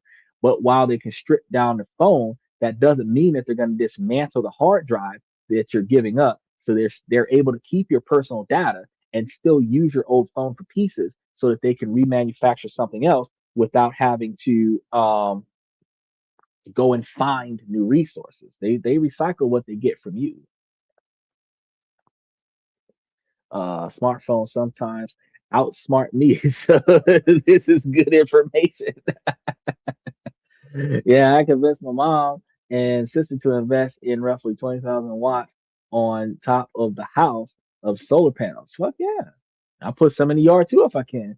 They only use about 4,000 a month and the rest is sold back. That's exactly what I'm talking about. That way you make some money off of it. Even if you're not making dollar for dollar because they've changed a lot of the laws to it, I don't give a fuck. I'm getting money off of this solar panel setup, which means that in 3 to 5 years, 7 years, when I start servicing my solar panels, I can use the profits from my solar panels to pay for the repairs of my solar panels. When the solar panels pay for themselves and I don't have a light bill and I don't have to pay for the maintenance of the solar panels, that's when I just turned a big profit. I don't give a damn if I'm breaking even all the way around. It is way cheaper for me to not pay two, three, $400 a month for an electric bill for 10 years, which is upward of 30 grand, when the right kind of solar panel system is like 50 grand. And if the solar panel system is paying me that 50 grand back, when I go to service it, I would be able to service it with the profits or service it from the reimbursement and benefit from the tax credits. 20 years worth of holding that house down, that's 60 grand. And I would own the solar panels and service the solar panels once every 5 to 10 years. And you're gonna do your roof once every 10 years. So the year that you redo your roof is the year that you redo your solar panels. Because you're gonna have to take all the solar panels off of the roof to redo your roof. And when you do that, you want to put all new solar panels back on the roof, which should happen. All of it should be timed about the same. Maybe not the first time. Maybe you because you bought the house first, you don't know how many years you got left on the roof. You bought your solar panels, and then when it comes down time for you to start servicing your service solar panels, you might say, "Hey, let's redo the roof, or let's redo parts of the roof, and then put new solar panels on top of it." But once you have it lined up, when it's time for you to change out your roof, it's time for you to change out all your solar panels.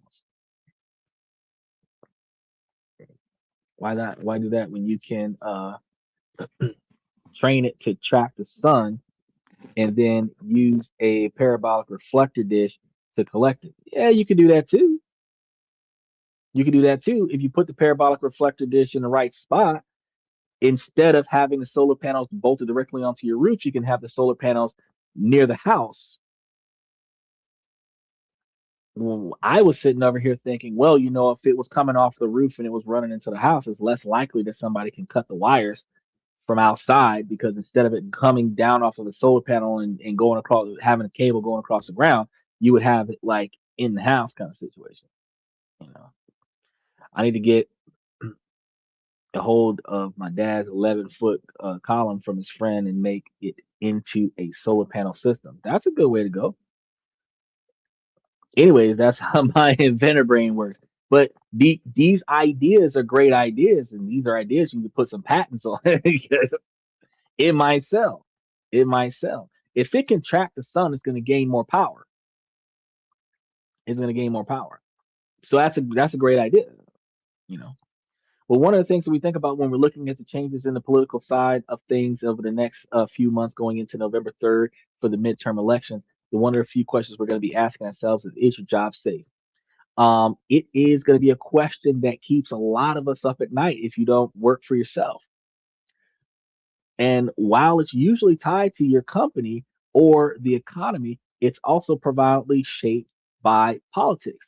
Because when you think about how corporate America decides to hire or fire, is based on an election that comes down to one crucial integration, which is confidence. Now, because confidence is the invisible engine of our economy, it's the belief held by CEOs and small business owners that the future is stable enough to justify taking a risk like hiring new people or investing in new projects. So those decisions are based on the future political and regulatory landscapes. And the 2026 midterm will either boost that confidence or damage it with direct consequences for your job security because they will either give you a raise or they will downsize and you might be part of the group of people that gets fired because they're trying to save money going forward. Because I know I just got it all in my head already. Uh, turned the spherical speaker system that he made into a full vaulted collector using mirrors. And that's what I'm telling you to get patented. He said a glass sphere would work. And that is something that you could sell to people who can utilize a better solar network. Trying to told you, get it patented and sell it to one of those eco-friendly guys. Now, let's look at two likely paths that would be the outcome of uh, employment based on election influences. If Republicans hold their ground, this is generally seen by a business community as the pro business outcome. And this is going to signal a stable environment where corporate taxes probably won't raise and new regulations are highly unlikely. A CEO who was on the fence about building a new factory might get the green light to do so in these conditions. And that can lead to a victorious cycle of investment, hiring, and growth. Now consider the alternative, which is why everybody's pissy at the Democrats. If the Democrats score more victories, this is going to introduce a ton of uncertainty for the businesses. The prospect of higher corporate taxes is going to be expected because they're going to tax more the rich and less on the poor.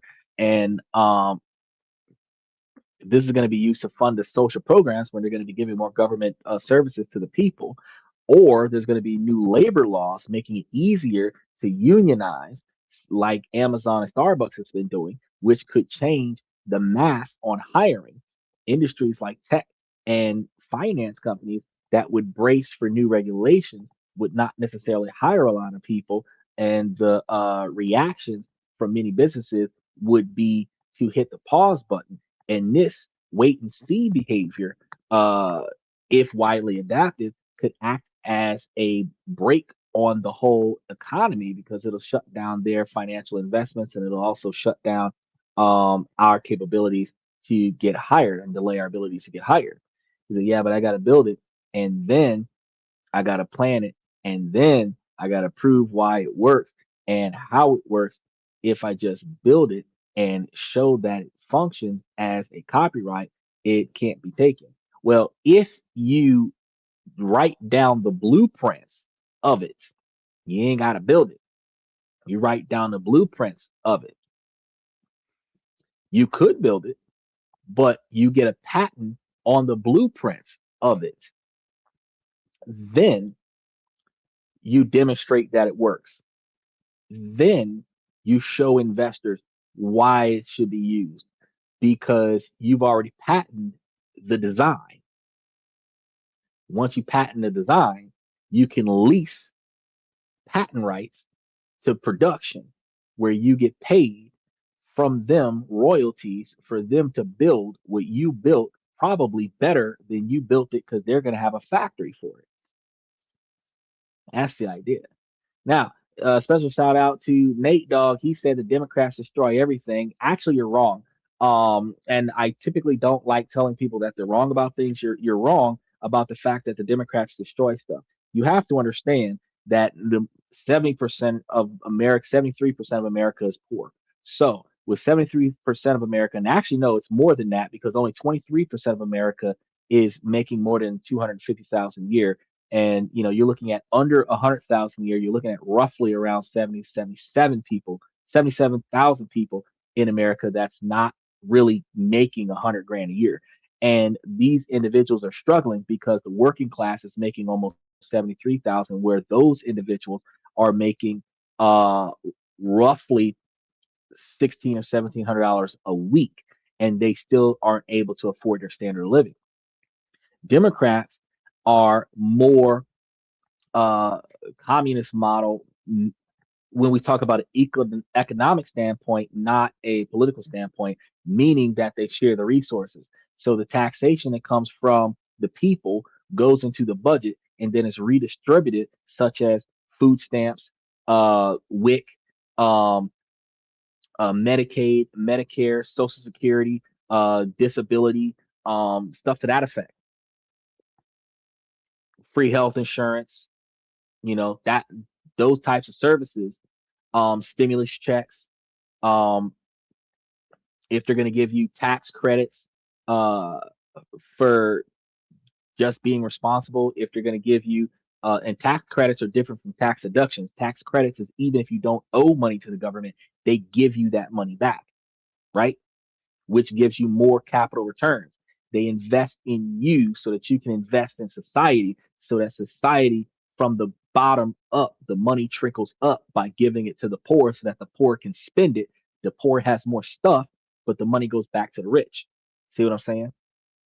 The Democratic Party will also tax the rich so that the more money goes back into the budget so that they have more money to utilize to give to the poor for the poor to spend the money so that the money goes back to the rich, which is really just stimulating the economy by basically doing a financial defibrillator and re-injecting stimulation into the economy to keep the economy moving when it otherwise should have shut down.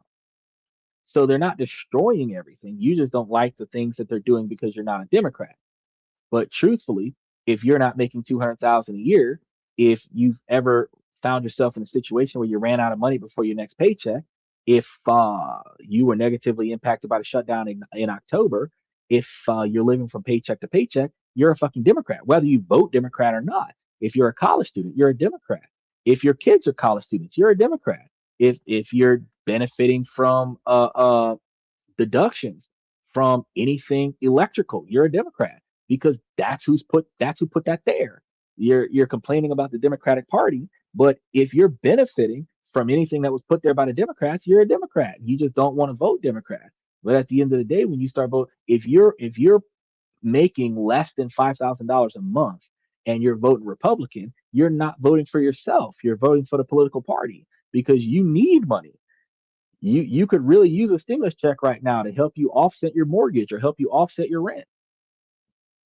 You know, you wish that you had somebody living in your house that had food stamps so that they could subsidize your standard of living. So you're saying that Democrats destroy everything, but what exactly did they destroy?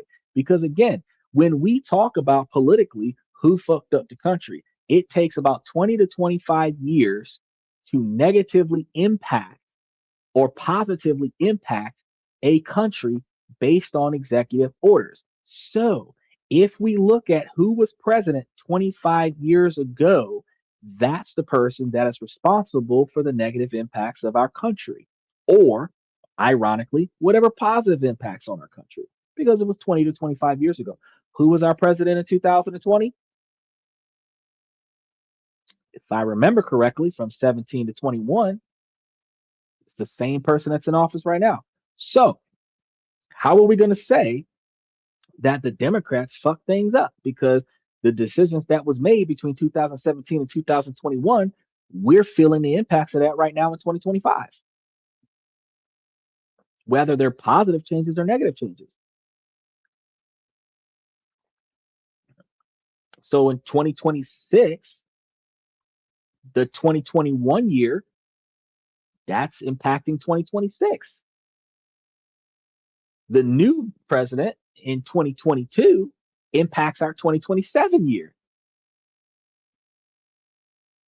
So when you say, "Oh, hey, third year of Trump in office, and Trump did so much for right now," the right now, it's partially because of the president that followed him. Who followed him? Wasn't it Obama? Oh no, it was Biden. It was Biden from 22 to 25, right? So you got to think about that real quick.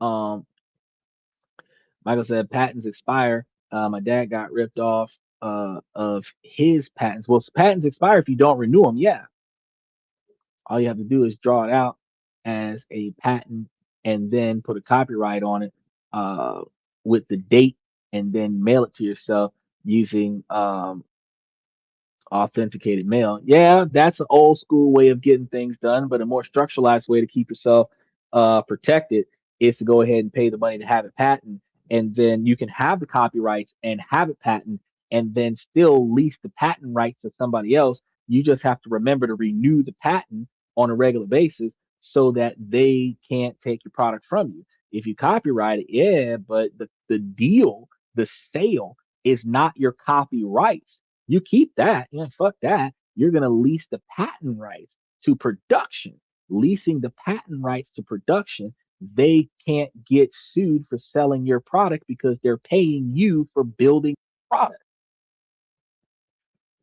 How you doing, Keanu? I got to see that you're over the age of 18, sir, because I know we got us some trolls today. I want to make sure that you are a well-behaved adult that's going to be participating in our discussion today. But I appreciate you being in my background, though. He said Starbucks can be replaced by machines. Starbucks is already being replaced by machines. Starbucks, Taco Bell, McDonald's, most of the fast food restaurants are being replaced by machines, and warehouse workers are being replaced by machines. So while Starbucks is unionizing, they are incentivizing big business by buying big machinery. The same with burger joints. Yep, dang right. So if I really want to get the idea out, all I have to do is make it a public domain. Yeah. If you want the idea, if you want to get paid from it, well, yeah, you can make it free and then people will like your idea, but you can sell it. You can sell the idea and get paid off of selling the idea. Half of 1% tile will do. Yeah, that's true. That's true. As royalties. Yeah, that's true. Because if they're making millions, you'll be making hundreds of thousands and you ain't got to do nothing to do it. It's perfectly fine. I got lots of ideas, and you need to put them to work. Your ideas need to be making money for you, even though you're not doing anything with the ideas yourself. Democrats destroy things through the inevitable the in the inevitability of the law, human stupidity. Well, I'm going to disagree with the fact that Democrats are destroying things because the Democrats are working for the betterment of the majority, and the majority are the poor people because there's only 1% of wealthy people. There's 23% of moderately wealthy people, and the remaining 77% are struggling. So the Democratic Party is not destroying anything because the Democratic Party is redistributing the wealth like Robin Hood from the rich back to the poor. And since the poor doesn't keep money in their pockets, they're going to redistribute the money back into the economy and it's going to go back to the rich. The same way, what was it, either Richard Nixon or Reagan, that taxed the rich 50% and fixed the budget. When the Democrats come in and the Democrats actually tax the rich to give it to the poor, at the end of the day, it doesn't change anything. He said, "Hello, bro."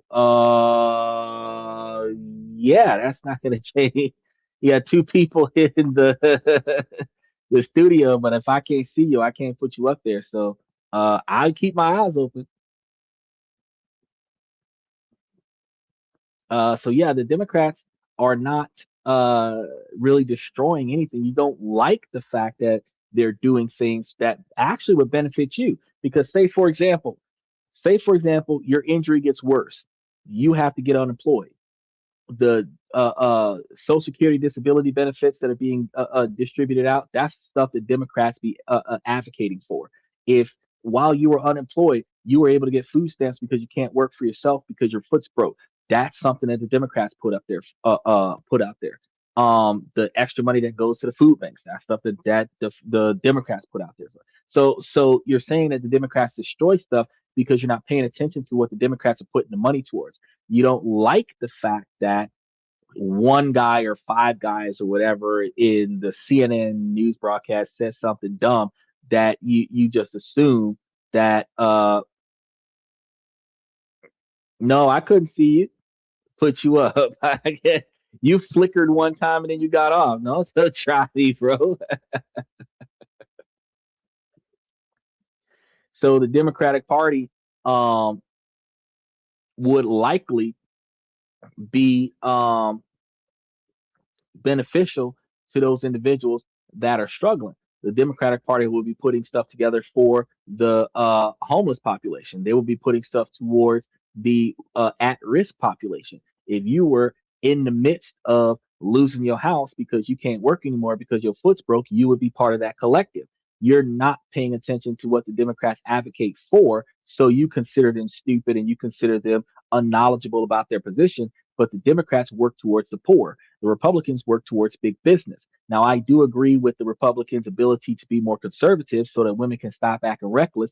And at the same time, I do believe that we need to stand more towards our constitutional rights with being able to bear firearms instead of the Democratic Party putting more regulations and restrictions on firearms. But the fact is that when it comes down to your money, Democrats put more money in poor people's pockets and Republicans put more money in rich people's pockets. So if you're not a person that is making over 200,000 a year, you are not a Republican by financial standard. But if you're a gun owner, you're a Republican. So the Democrats are not destroying anything; they're benefiting their benefactors. It just depends on if you remember that you're one of the benefactors that they petition for. The unintended consequence of not thinking things completely through. But a lot of the stuff that the Republicans are doing, they're not thinking through either. It's just that okay, so here's the thing. If I give you a plan that costs you more money today and you make more money next year, next month, in 10 years, the extra money that you're spending today, you might not want to do that. Somebody else comes out of nowhere and says, hey, I'll save you a shit ton of money today, but you might have trouble with money down the line, 10, 15 years down the line. You don't give a fuck. You have more money in your pocket right now. So, between those two examples, the Democratic Party is going to say, hey, you're going to spend more money now, but you're going to have a more balanced and more controlled budget later. And you're going to say, fuck that. I don't want to spend extra money now. The Republican Party says, nope, we're going to make everything cheaper for you now. But then the market's going to be extremely volatile later. Who cares? Because later I might be dead, right? So people are going to vote Republican. But as time changes, you fall into the benefits of being a Republican voter, but you're voting Republican, your lifestyle sucks. If you increase your income, when your income starts going above 200,000 a year, and then you start balling out of control, and you're making democratic decisions, you're benefiting from the Republican side of things. You're still fucking yourself over because you're voting for the wrong group. You need to look at where your money is, and you need to look at how that party impacts your money, and then vote in the direction of keeping more money in your pocket. Or if you're in that situation, keep more benefits coming to you since you don't have enough money going into your pocket. You need to vote where your money's at. He said, speaking of a stimulus check, is that $200,000 check a real thing coming up for Americans? No, ain't nobody getting no $2,000 check this year. The stimulus check that was last issued, that last time they discussed a $2,000 stimulus check from the Republican side of things, that was a reimbursement for individuals who did not get the FEMA check from COVID. After you got your $2,000, $1,800 check from COVID, the only stimulus checks that they're offering right now are for child support. And those are reimbursement checks as well for individuals who didn't get it the first time around. But there are no newly issued stimulus checks for any reason under the Trump administration that I am aware of. So that would be Bush Jr. So there would be and the Obama party. Oh, you're answering questions from like an hour ago. So that would be something completely different, right? He said, which is what the educational system is facing right now, is the ramifications of Bush Jr., No Child Left Behind, and Obama Common Core lack of education suffering the ramifications 25 years later. But Bush was a Republican. So again, you know, so George Bush's No Child Gets Left Behind has children not learning in school and being graduated out of school without getting the knowledge that they need instead of being failed and not allowing to pass the grade until they pass the educational requirement. George Bush's No Child Gets Left Behind is the reason why we have so many stupid Americans. Obama, uh, Common Core, may have done something to emphasize that, but Obama also put forth enough information and effort together in order for you to benefit from going to college. They put more abilities out there for the grants for you to get a college education when you wasn't able to get a college education, and then they put well, he says I'm in the background, bro. Put me up. Oh, special shout out to Jiba.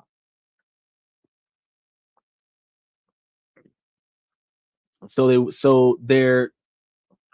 is still like a 25-year down the line situation, and it is a big change. It's a big change. So the fact is that the education that Obama was working on, the his aspects of the education that I see him working on, he was helping people who couldn't afford to get into college get into college. Now, since 2008, now we're 2028, which is almost 20 years down the line, 25 years down the line from Obama. You're looking at um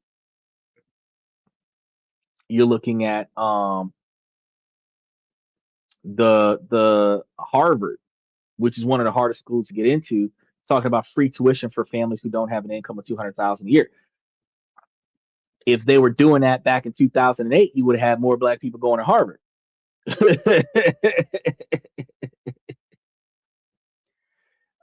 said, but they're not distributing it to the poor. Most of the Republicans and most of the Democrats are the 1%. Do you believe they're going to tax themselves? Well, first of all, Congress gets paid when the government is shut down. So when all of those TSA workers were working, the politics were getting paid. So you have to understand that they're not going to take the money out of their pocket and stimulate the economy, but they are going to take the tax dollars out of your pocket and then they're going to stimulate the economy. The difference is that while the Democrats are going to stimulate more people that make less than 100,000 a year, and the Republicans are going to stimulate more people that make more than 100,000 a year, you have to determine, do you make more than 100,000 a year? If you do, vote Republican. If you don't, vote Democrat. If you have a lot of guns and you want to keep them, vote Republican. If you don't have any guns and could give two shits about the guns that you have, vote Democrat. That's how you pay attention to the how political powers impact your lifestyle. And when you have to think about turning a profit versus keeping your guns,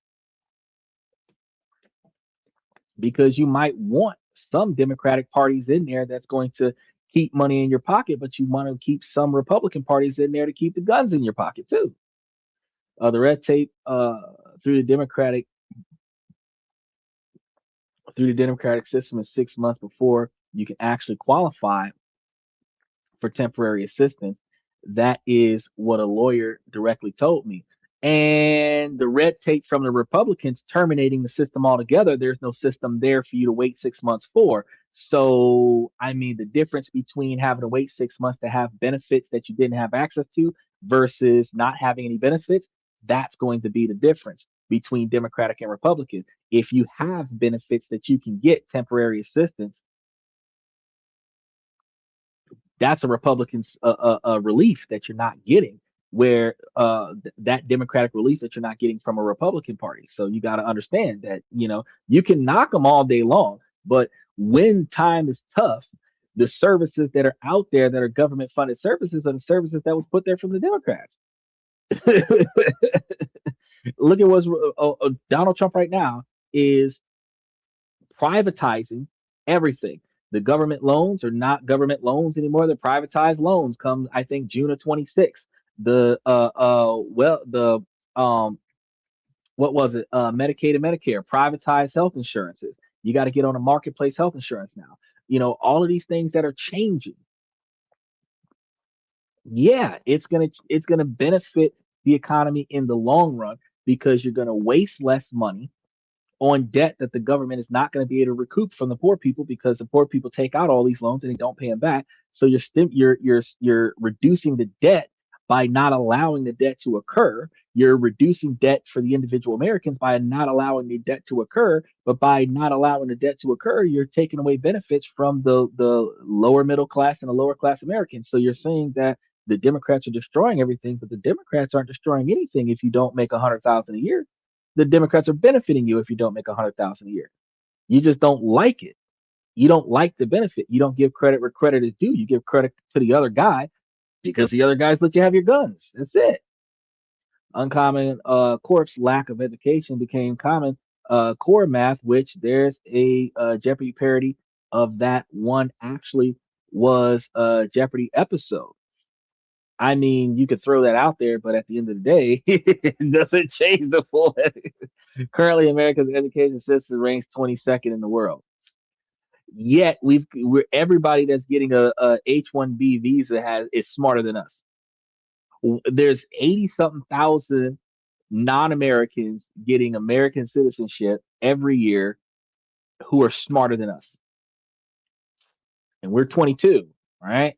Mm, I'd rather both. I agree with you. I would rather both. But you know what? If you rather both, then you would have to admit that the Democrats aren't fucking shit up. Because if Democrats are fucking shit up, then at the end of the day, you would have to admit that you rather only be Republican. And you would accept the pluses and the minuses of a Republican, knowing that you make less than 100,000 a year. In order for you to have both, you would have to admit that the Democrats are doing some good in some places. It's just not benefiting everybody. And the Republicans are doing some good in some places, but they're not benefiting everybody. But if you want to change your life to become a Republican benefactor, you're making financial decisions as a Democratic benefactor until you make enough money to vote Republican. If your goal is to vote Republican in your 60s, then your goal is to change your financial decisions so that you're no longer poor, so that you no longer require government assistance, so that you no longer require the Democratic vote, so that you can start voting Republican to keep your riches in your pocket. But as long as you need food stamps, as long as you need WIC, as long as you need Social Security disability, as long as you need Medicaid, Medicare, as long as you need any type of government stimulus, you're poor. And as long as you're poor, you're a Democratic voter, whether you want to or not. That's the truth. What good is a gun if you don't have courage to stand up to that which is wrong? And what good is freedom of speech if you have not the ability to back it up when it is threatened to be taken away?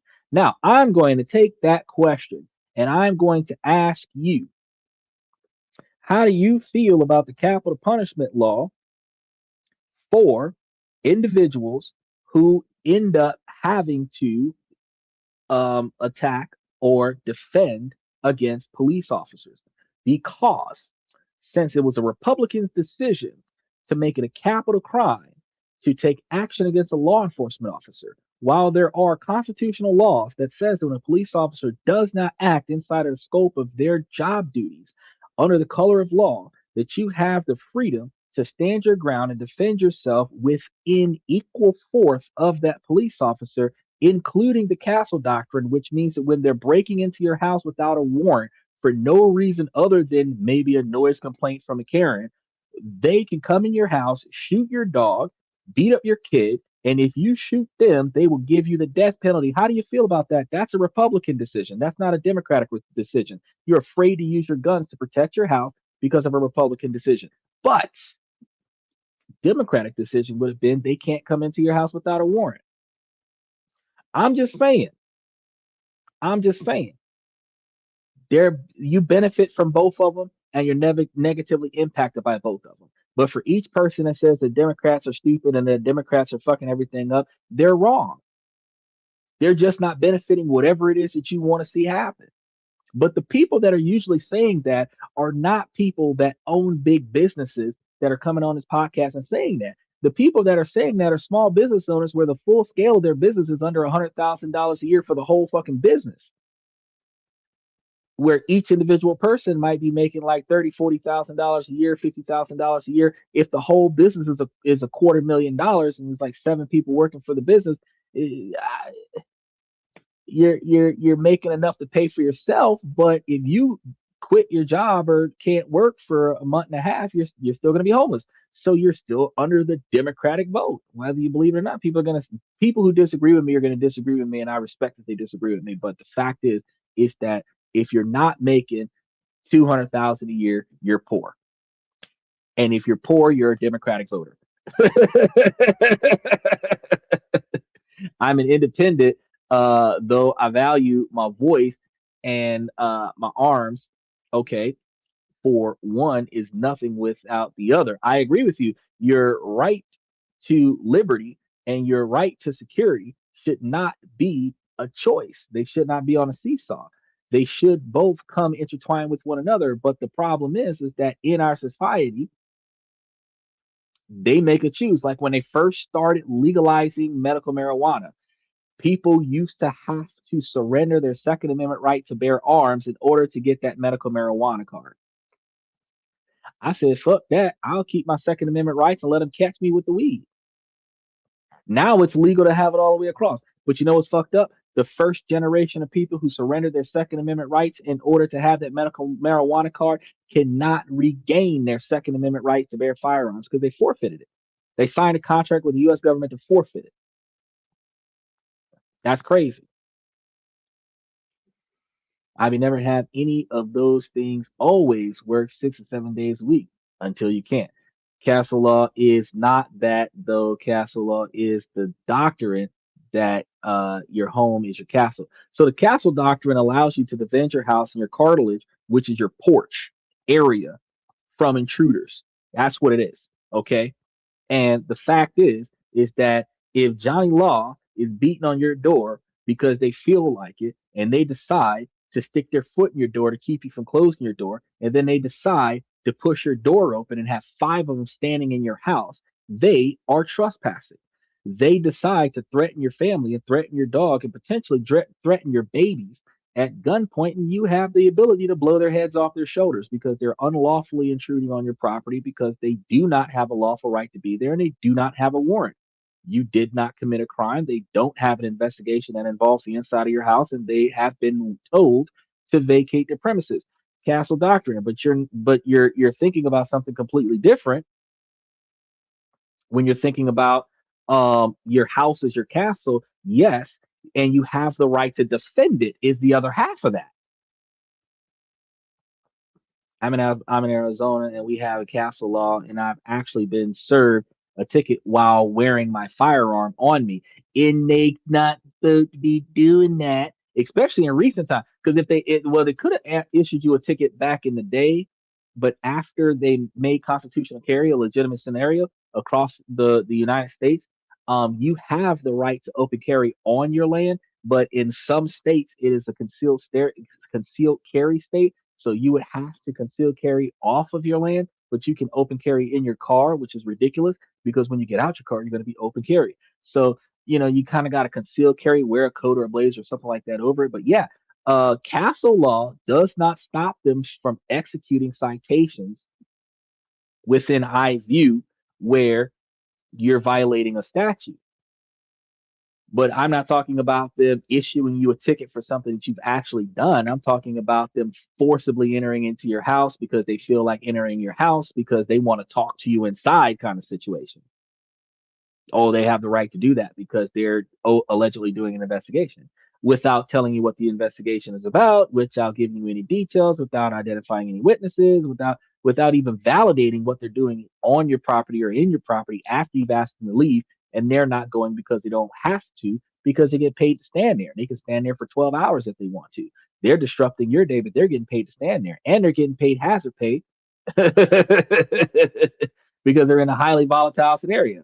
So I mean, they want the conflict, right? They want you to act up so that they can take you to jail.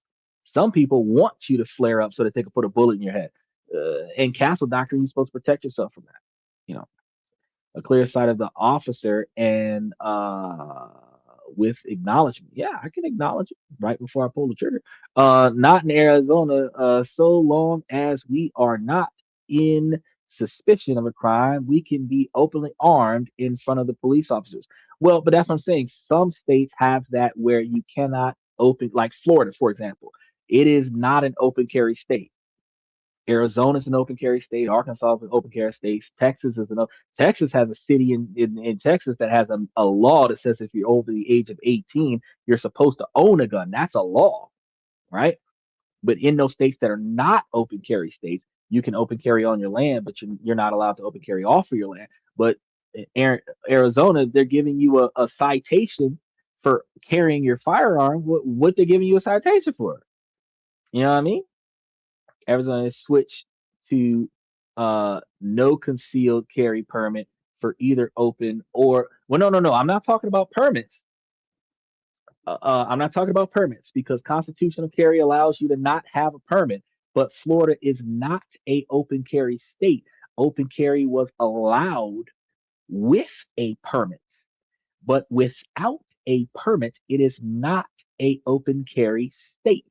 So if it can go into your pocket, it should be in a holster and it should be hidden away from regular view.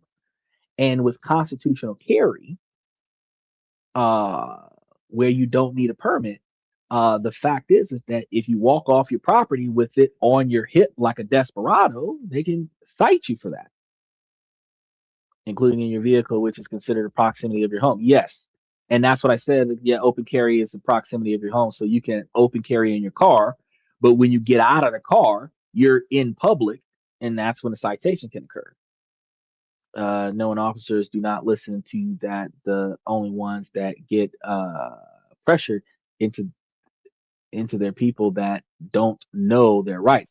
Yes, the people who get pressured are going to be the people who don't know their rights. And that's one of the reasons why we tell people about how to pay attention to their rights and pay attention to the laws and pay attention to the political changes in their country so that they can make better financial decisions.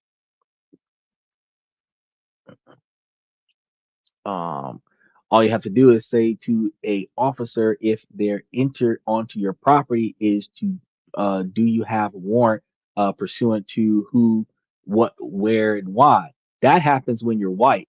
When you're black, you have to have that gigantic sign that says no trespassing, that has the federal law that requires them to have a written document present to be observed by the property owner or a written contract from the property owner to be on that property or the person who has legal possession of premises of that property in order to be on that property. And all consequences under the law will be fully executed, including law enforcement officers. That sign has to be up there, not just the black and red no trespassing sign, the big ass red and white sign that has the huge federal statute on it that says you cannot come onto this land. And if you do, you have a second sign next to that that says trespassers will be shot on sight. That lets them know that if you trespass without a warrant, we're not talking about it. I'm going to shoot your head off your shoulders. And that, two things, and a fully fenced off yard with locks on all entrances. If they get past that to come and have a talk with you on your porch, they are a victim of circumstance. But if you have an open yard, they're free they're free to enter your property and they're free to force themselves onto your porch and you can retract their authority to be on your property, but they can delay removing themselves onto your property just to piss you off. And while you can ask them about whether or not they have one, they can stand in your doorway and refuse to allow you to close your door, which is trespassing. Then, if you try to close the door and you close the door on their foot, they can try to charge you for assaulting them because they put their foot in your doorway, which forces you to continue interacting with them, which is a level of harassment. And if they can find a reason to arrest you to justify their behavior, your after the fact reaction to their action will be written in a fashion where you acted first and they reacted in their police report so that the judge will take their word over yours. And now you're sitting in jail for them violating your rights. Thanks to Republicans for that. That's essentially what a regulated militia means in the Constitution, well supplied and trained. Yes, I agree. And the police state is going to be pushed from the Republican side of things, not the Democratic side of things. No, not in Arizona yet. So everyday police officers say, thank you, citizens, for being armed. Shoot. I want to be in a state where, well, Florida is now talking about some. If y'all want that smoke, y'all go out there and commit a crime because we ain't gonna come out there. Floridians is gonna handle y'all, and we just gonna put the red tape around you. I was like, damn, shoot, we got to go to Pasco County because the sheriff said You fuck around and find out if you come out here, they go, you could take somebody's car out here, they gonna blow your head off your shoulders, and we are not gonna pursue them. I was like, high five. But they got some states, again, New York, Chicago, Memphis, Tennessee, that is in pure disarray. Not just the police, you got federal agency out there just acting ass. Uh, was that Karambati? Yeah,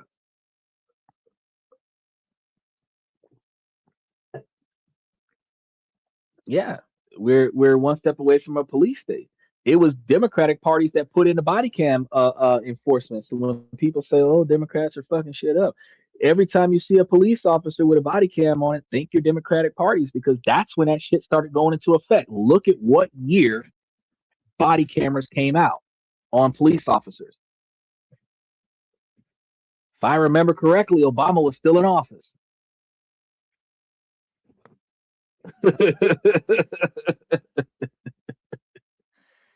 Y'all don't know. Y'all don't know. Now, it's just not that simple because a democratic victory in political parties wouldn't be bad news for everybody. It'd just be bad news for some people. The people who benefit from Republican votes would be pissed off if Democrats got in there because it could spark high, higher booms in specific sectors. A government pouring money into fighting climate change would create thousands of jobs in solar, wind, and battery manufacturing, but a focus on expanding healthcare would mean more jobs for nurses, doctors, and administrators. So it's less of a universal slowdown and more of a rotation. A shift in where the jobs grow is going to happen. And then there's a great stabilizer in the gridlock method. And I hope that the gridlock happens where there's like a 50-50 split out there where there's enough Republicans and Democrats where they can be pissed off on a regular basis. Because as we talk about it with the stock market, a split government can paradoxically be good for business confidence because it prevents a wild swing in policies. It means that the tax code probably isn't going to be rewritten overnight because they don't agree on nothing. The predictability is something maybe a lot of businesses can uh, uh, crave and feed off of as it allows for long-term planning that creates jobs because you don't have to worry about nothing changing anything because nobody works out. Um, for you as a worker, the impact is about understanding which way the economic winds are going to blow. Because if you're in a politically sensitive industry like oil or gas or big tech, the election results could directly affect your company's future. And if you work for a major government contractor, your job could be tied to which party is in charge of the spending. He said, they're real selective when they cut that body cam on. Yeah, they are. They typically 7 inch fixed split shoe. I have a blade that is the size of your leg. You're talking about 7 inches. I'm talking about top to bottom. That motherfucker might be 12. But I'm also in a state that does not have a limit to how long a knife can be. So I got one of them big ass crocodile Dundee knives. Like that motherfucker like this, bro. I might need two hands to thrust with that. They real selective when they turn on those body cams, but see, they turn the body cams on when you start talking about suing. They turn the body cams on when you start insinuating without actually making the threat about being hands on. They turn about. You want to know something? I'm gonna tell you. I'm gonna tell you right now. The best way to protect yourself is to give them a reason to turn on the body camera, and the safest way to do it without threatening their safety is to pull some gloves out of your pocket and start putting them gloves on. And when they ask you what that's for, and you say because it's better for me to wear gloves when I go hands on, and that terminology right, you ain't threatening nobody's safety, but they know you're willing to get physical. They're gonna activate their body cameras because if you hit them first, they got proof that you attacked them. But now you got the whole conversation on record. When they are deliberately in the wrong, their body cameras are off. But when they think they're in the right, their body cameras are on. So if you give them a reason to protect their own interests, you're protecting yourself. But you cannot say anything threatening to them because that'll put you in jail. You can't, oh, well, if you do, if you, then I is a threat. Doesn't matter what you put between that. Doesn't matter what you put between that. If you, then I is a threat. So I wear gloves just in case I have to go hands on, just getting prepared. But see, I don't just have the regular latex gloves. I got the tactical riot gloves with the knucks on them. So they already know it's going down. This person is not about the bullshit.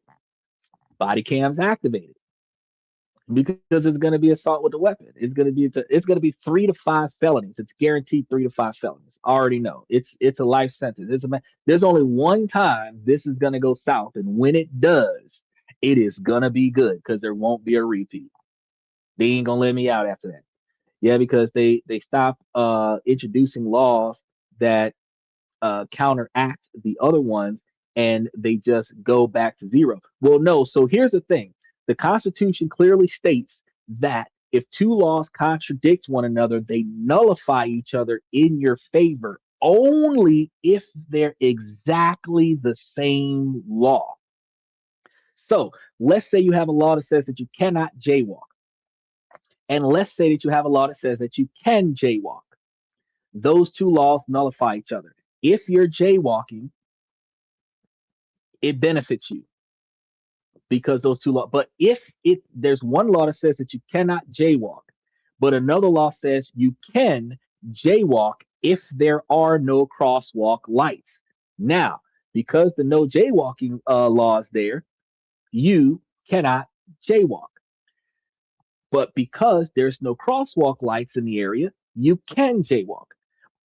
So if you don't know the difference between the two laws, when you jaywalk on a regular basis by habit, if you jaywalk by crosswalk lights, guess what? The law that says that you can doesn't apply to this location because this location is where you can't. So what's happening now is that they've rewritten all of the laws, or not all of them, most of the laws that are being commonly used right now.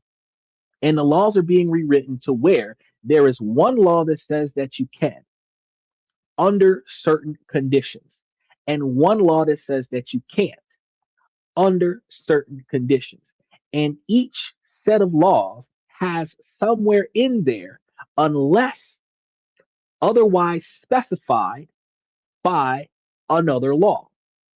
So these rules apply under these circumstances as long as it doesn't contradict another statute that has different circumstances.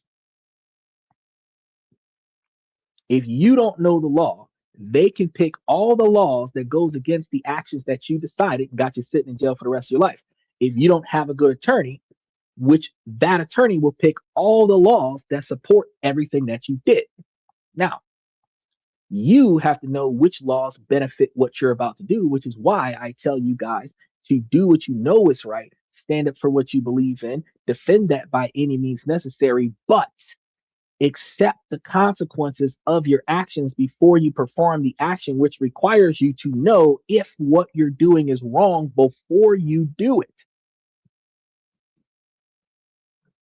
If what you're doing is wrong and you're going to do it anyway, just know what the consequences could be. Now, by looking up what you plan on doing, if it might be a risk for being illegal, you decide to go look it up just to be sure. And you find out, well, under certain circumstances, I can do this.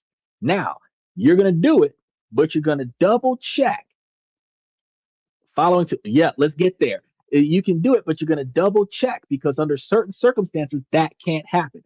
Following too closely, tailgating. Everybody does it. Everybody has road rage. And then guess what? We get fucking pissy because the one vehicle that puts on his blinker and tries to get between us and the other car, we close the gap. Further tailgating. And we get mad if they cut us off. But guess what? Traffic laws indicate that you are supposed to follow a safe distance, and a safe distance under the law is 3 seconds. 3 seconds at the average speed of 45 to 75 miles an hour is going to be approximately 2 to 3 car lengths. And an average car length is roughly 7 or 8 feet, and 2 to 3 of those is roughly 24 feet. In any 6 to 9 inch car, or no, 6 to 9 foot car. So anything between a Toyota Corolla and a full size Crown Victoria that decides to put on its fucking blinkers and merge in between you and the car in front of you should be able to do that with 1 car length ahead of them and 1 car length behind them, which would then force you to slow down and put 2 more car lengths between you and the car in front of you. But since everybody tailgates, the police are not going to give everybody a ticket. But at 85 miles an hour, you should not have, which would be from your dashboard, a visual observation of 5 inches between you and the car in front of you, because that would be less than 24 feet. That 5 inch visual between your dashboard, if you can't see the concrete between you and the car in front of you, you're following too close. If you cannot see enough concrete between you and the car in front of you where you can see the ground underneath the driver's side tires of the car, underneath the front of the car, in front of you, you're driving too close. People don't pay attention to that, but the police aren't going to pull y'all over because everybody's going to say speed, the flow of traffic. But if that car stops in an emergency because you are less than 8 feet behind that car, you are going to need 10 to 15 seconds to 10 to 15 seconds to stop. You have a 3 second reaction time, and you only have a second and a half to stop. And if they don't drag their brakes, you're going to hit them instantaneously because you were following too close. That's why they got some no fault states out there. So you would have less anger management problems if you was driving down the road with 2 to 3 car lengths between you and the car in front of you. And if you see somebody with their blinker on and you just let them merge in, then you wouldn't have a pissy day. But people don't pay attention. In wet road conditions, oh, yep, no hazards. I pointed that out to the officer after Jay disarmed myself and SWAT was present. Okay, you are not supposed to use hazards in wet road conditions. You're only supposed to use hazards when your car is malfunctioning. So, if in the event that your car starts acting funny, the motor's not sounding right, your transmission switches gears and locks up in a specific gear, and now your car can't maintain the normal flow of traffic, you have to remove yourself off of the main road like a car having an emergency pit stop. That requires you to put your hazards on and merge off of the road. If your car is broken down, where your car is not functioning, your car is blocking the flow of traffic, that is when your car is supposed to have the hazards on. Because it is not moving, you are notifying parties that the car is not functioning and the car has a defect. Now, here's another scenario that's not widely used, but it can be used for that. If your vehicle does not have rear tail lights and you just realize that, now you're trying to stop your car and you don't have the brake lights to notify the car behind you. While yes, you could get a ticket for the fact that the car doesn't have brake lights on it, but you're trying to get to a place to fix those brake lights. You can have those hazards on to notify people that your brake lights aren't functioning properly, because it can happen when the brake switch sticks on the brake pedal or when the light bulbs go out altogether. You're using the hazards to get there safely, notify the people that the car is not functioning properly. Those are times when you can use your hazard lights. And other people use them when they're trying to rush to the hospital. That is one time when you can get a ticket. Police typically don't, but you could. But I think you're talking about the road hazards for driving on wet roads. I understand after I thought about it, I understand it. But when I seen hazards, I was like, hazard lights, people riding on rainy roads, and I was like, shit. So you know, I mean, she didn't have her hazards on, and she stopped abruptly and put it in park. Yeah, people will do that if you follow too close, and some jackass puts the car in park, and you straight into the back of the car, and you just fucked up.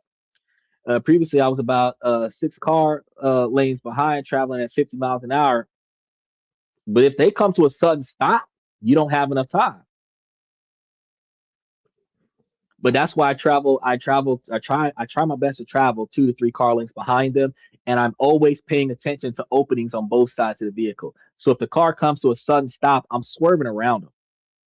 I'm swerving around them. And just for the sake of people who like to walk on the side of the road, I am not against speed bumps. RIP. So if I got to swerve around this car, you better know how to jump like Mario over a turtle shell because I am not hitting that car because you're in the way. Dylan said, I just found out why we don't understand how the brain works. Interesting.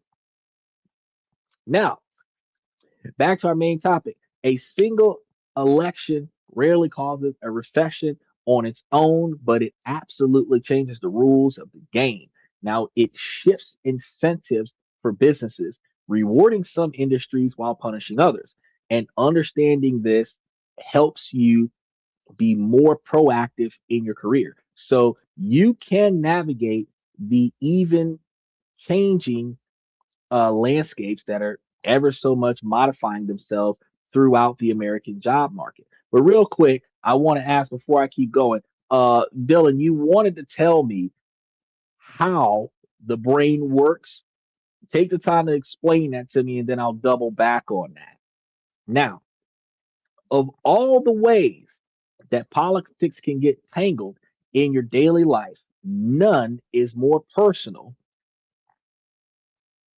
or financially devastating than healthcare. So we're going to be talking about that next because your insurance premiums is on the ballot this year, and the price that you pay for prescriptions is on the ballot this year, and the very structure of the American healthcare system is on the ballot this year. So the 2026 midterm will be a critically turned point of our lives, and the outcome will rewrite your medical bills for years, at least for those individuals that pay for medical bills.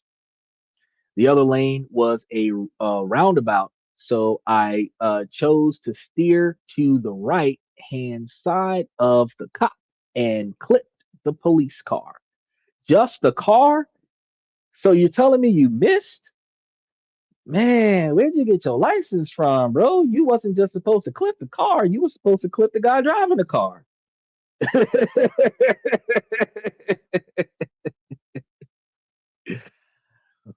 It was an accident.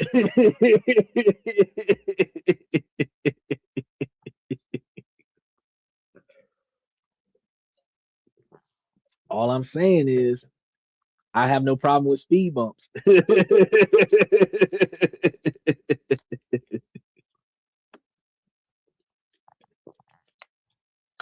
You were supposed to be paying attention. You was supposed the car didn't do you nothing.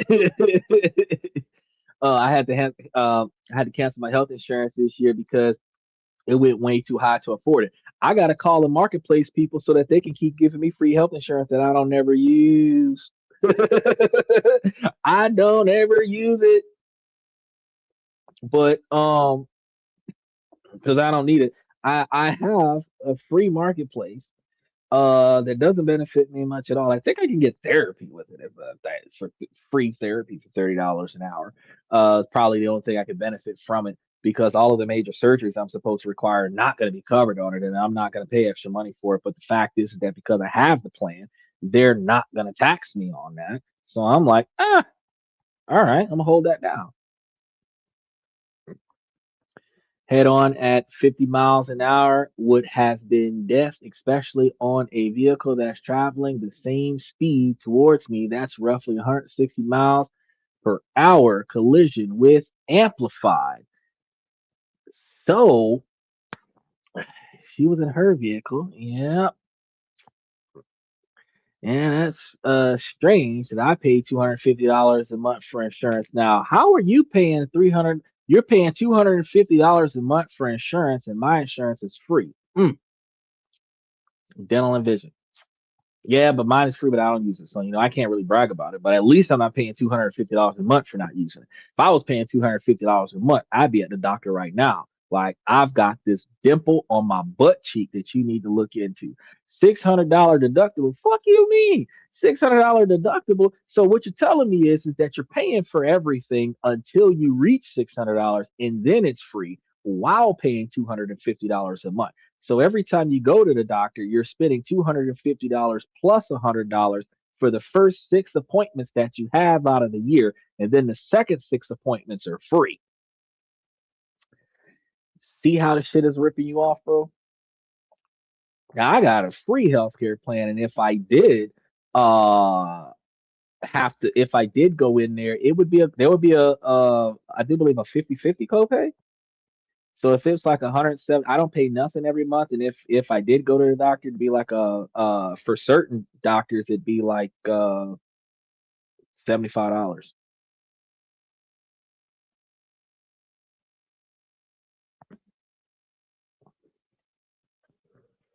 That's a lot of car insurance. No, he's got health insurance, not car insurance. One vehicle, old jalopy liability, one new car, fully covered, $127 a month. I live in Texas, so I don't know if that is why. Oh, yours. You got one new car for full coverage for $127 a month. That's actually pretty good. Um, I got full coverage and I'm paying $100 a month. But if I had a second car, I'd probably be paying 150 because they would stack it. They would stack it if I put a second car in my insurance. I got two cars, but only one of them. I only insure one at a time, and the reason why I only insure one at a time is because I only drive them one at a time. I drive them until they break, and then I move the plates to the other vehicle, and I only keep one vehicle registered at a time, even though I keep extra plates lying around so that nobody messes with my vehicles. So, yeah, I'll have two, three, five, seven cars in the yard, but only one of them will have insurance on it, and that's the one that I drive on a regular basis. Yeah, yeah. See, that's the complaint. You got a $250 a month health insurance policy that you're paying for, and you're not using it. I'm not paying for it, and not if I'm paying for it, I'm not gonna not use it. And if I don't have to pay for it, I don't care if I don't use it. But I'm not about to pay for something I don't use. That's a waste of money. What plan do you have, and how does someone look into getting it? So what happened was, when Obama and Joe Biden, Democrats, was pushing the Obamacare, the marketplace thing came out in 24. No, 22. They started between 22 and 23. It came out, and when marketplace came out, because they did that tax credit, and that was actually Joe Biden that did that. There's a $1,500 tax credit towards your health care, and if you get on a marketplace plan, what they'll do is they'll fit you with a plan that based on whatever coverage that you're trying to get, and out of that coverage, that $1,500 a month, I mean that $1,500 a year will be divided into your monthly plan. Now, since it's divided into your monthly plan, typically you have the type of plan that's like 45, 50, $75 a month if you get the basic stuff, because like Steve, Joel says he doesn't get sick. I don't get sick either, so we only get hurt, so we don't go to the doctor. So if you get the cheapest plan that they got, the cheapest market-based plan that they have, then what happens is you don't have to pay for anything. So you go from nothing to nothing, because they will have an insurance policy that you don't need, that you don't use, and that insurance policy is covered by the $1,500 a month credit. Now, if the health insurance costs more money and the credit is used up, then the remainder you pay out of pocket. So then you would have more coverage, and you'd be paying like $20 a month for your insurance policy for a marketplace thing. So what you would have to do is look up a marketplace insurance policy in your city or state and see if they have something for you.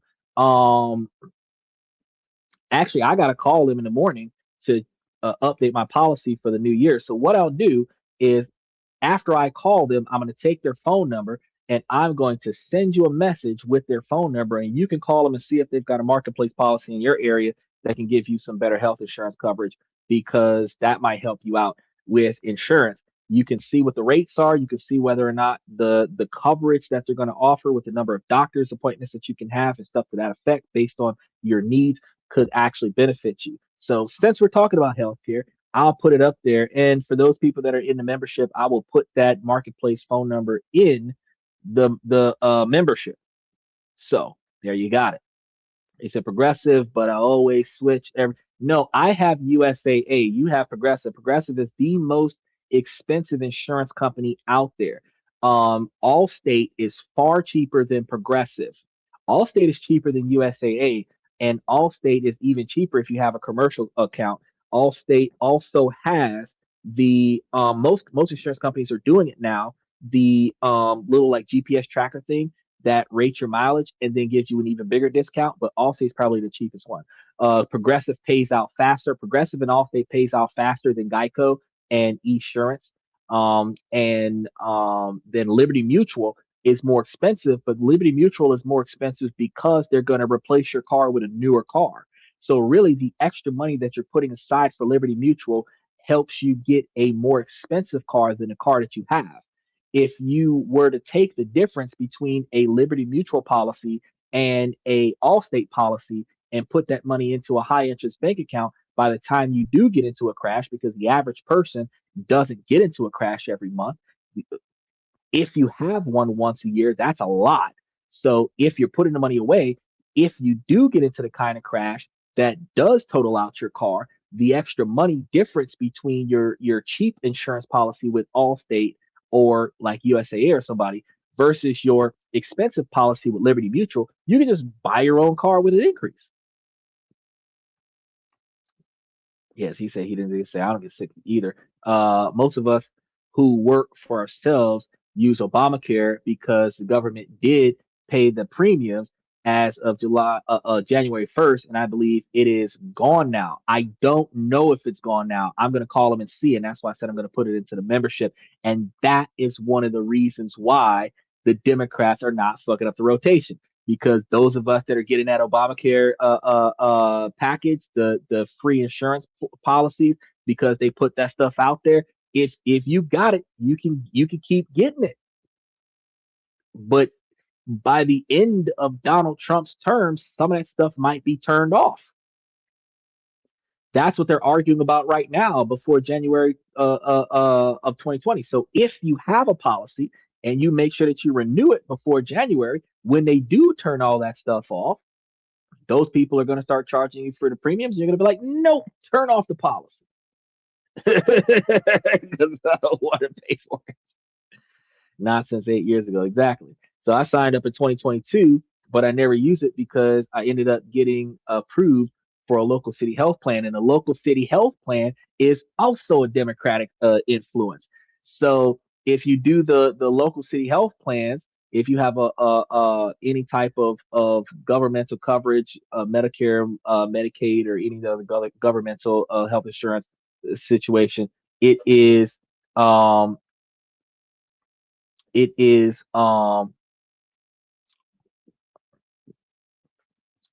provided to us from the Democrats. Oh, you said how do you get in there? Here. That's how you get in there. Ooh, yep. It's I got it scrolling across the bottom of the screen. So it's he said, how do I get into the membership? It's scrolling across the bottom of the screen. I thought I thought I put it up there. Like, what is it gonna do? It was just gonna pop up at the top of the screen. It's gonna be like whoop, but no, it actually went across the bottom. So it's scrolling across the bottom of the screen. The link to the show. I should change that into a tab. Let me see if I can change that into a tab for you, so that you can see it as a tab. Turn it into a tab. It ain't one. Oh no, it ain't gonna let me turn it into a tab because of all the text in there. So we're gonna have to leave it as a scroll through. We're just gonna have to scroll through. So here it is, the YouTube.com link. And oh, I could have did it like this. Oh, look, see, if I use my brain, this is the link to the show. Hold on, that is the link to the show. That is not the link to the membership. This is a link to the show. I was supposed to be doing I was supposed to be showing you the link to the membership. The membership is on the main channel. So what has to happen is you have to go to the main channel and then go to join membership. And when you go to join membership, then you can do like Dylan, and he grabbed the cheapest one, and I think the cheapest one is like $3 a month. But you jump into the membership, and when I start putting information into the membership, like stock prices, gold and silver prices, investment opportunities, behind the scenes, deep thought, detailed, rolled out scrolls of information that passes over to people. I put all this stuff into the membership that adds more insight on. So when you ask me about the information about the banks and the interest rates and the high yield investment accounts, that kind of information would have been logged into throughout the week in the membership where to be easily found. The dividend rotation strategies in the membership where it's easier to be found. So you don't have to go back to the other show and go look for it. I should go back and grab the list of all of the precious metals and precious minerals that we were talking about investing in and put that list into the membership as well. So all of the information that's worth having, I put it into the membership. And you said I never had a bummer cap. No, because you're paying $250 a month for the fucking regular shit. But look, I ain't gonna knock you though, because when I was making $15,000 a week, I had an $850 health insurance policy, $850 a month, and I still had a 50% copay. After a while, I started realizing that that shit's a waste of fucking money because I'm paying all of this damn money for the premium for the policy, and then I'm still paying out of pocket like I'm paying out of pocket if I was broke. So, and I didn't have insurance. So I said, well, fuck it, I'll just pay out of pocket. I'll just pay out of pocket because I'm not about to spend all of that money on I'm not about to spend I'll spend all the money on just having the policy, and then I got to spend even more money on the policy, on using the policy. Nah, that's all right. I'll get the policy while it's free, and then I'll spend money on using the policy because it's not like I've ever cashed in on my insurance. Like if I get into a car crash, my car insurance is going to kick in, and outside of being attacked by somebody else, where I would go to the hospital for that, I don't have a situation where I actually need a doctor. Can I post my ideas on the brain now? You were supposed to post your ideas on the brain. Let me see when you first said something about the brain thing. Okay, so 107, 3 minutes after you said something about the brain, I said, tell me what you got to tell me about the brain, and I'll circle back to it. That was almost 20 minutes ago. So you should have made your very next comment, which actually turned about car insurance, should have been about the brain. So if you squeeze your brain comment in there, we'll get it at some point. I felt that the cheapest one. Yeah. Yeah, behind the scenes party at Xander's house. Bro, I'm posting all kind of stuff. I gotta do a lot of deep dive digging, and then I gotta grab the stuff. I gotta put it up there. I gotta schedule some posts to release because I don't always got time to post every day because I got all of these behind the scenes stuff I'm doing for the show. But I put so much stuff, put so much more stuff into the membership that I don't leave on the regular live feed. That if you want extra information, you probably gonna get it from out of the membership.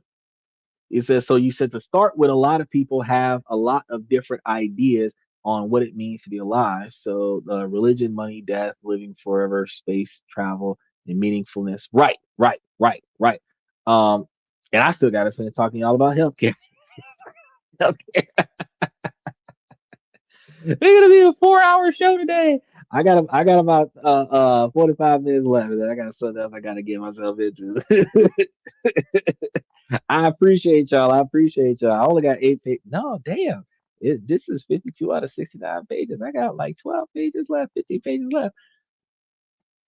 Okay, so what if all the ideas are correct, except that we only live so long so that our history records, our history records only seem to go back a few hundred years.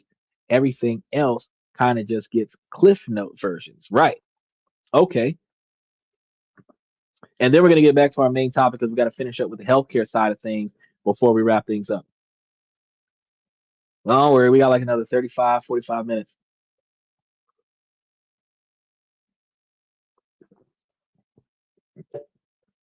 All right, while he types, we're gonna multitask. Um, at the heart of the midterm elections running through, as it is impacted by healthcare, there are three key areas. There's the Affordable Health Care Act, which we were just talking about, where some people got it, some people don't. The future of Medicaid and prescription drugs. So these are the three things that are going to be impacted coming up. So let's start with the ACA, the Affordable Health Care Act. Millions of Americans depend on enhanced tax credits to afford their healthcare insurance. And that's what I was referring to you about with the marketplace insurance policy, because the tax credit pays for explicitly the marketplace insurance coverage. So it essentially becomes free for you. Well, it's free for me, but it could be free for you too. And as of early 2026, those credits are set to expire if Congress doesn't act by the end of the year. So, if Republicans emerge from the 2026 election with a strong mandate, it's highly likely that they would let those enhanced subsidies expire at the end of the fiscal year.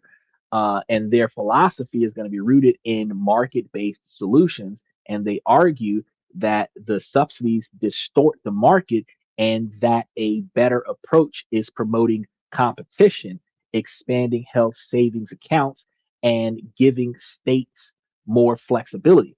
And I can't argue with that because I don't have a health savings account. But if I did have a health savings account and I started spending money out of the health savings account on any healthcare needs that I have, that spending would be tax deducted or tax exempt, something to that effect, where I could raise money in a health savings account to build wealth on the side and then use that to cover my medical needs off the interest of that health savings account instead of depending on government funds to cover my health insurance. So for some, especially the young and healthy, this might lead to cheaper uh, catastrophic style plans. But for people with pre-existing conditions or lower incomes, it could mean a shocking increase in their monthly bills.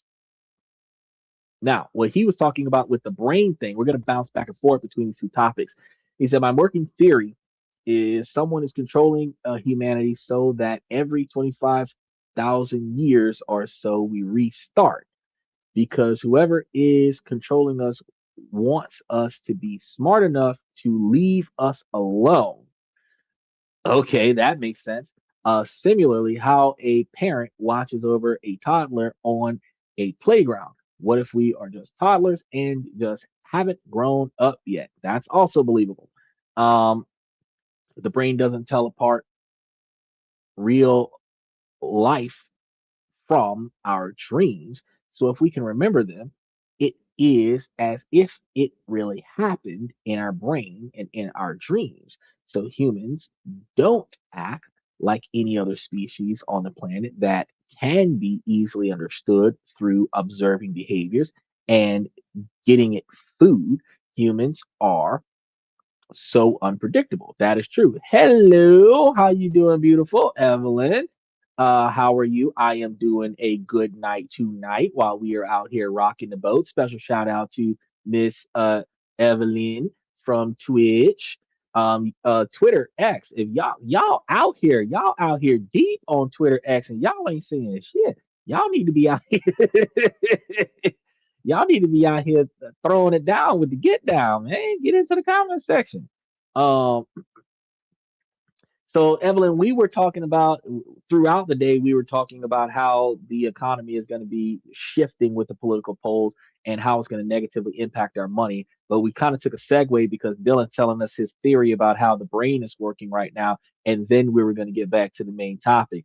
But if you have any information that you would like to share with us, Evelyn, feel free to dive in. Also, make sure that you follow the show, hit that like and subscribe button, tiptoe on over to YouTube and do the same. Because Evelyn, if you were to come on over to YouTube and take a look at us and then go back over to watching us with Twitch, you'll get that push notification because we are live 7 nights a week.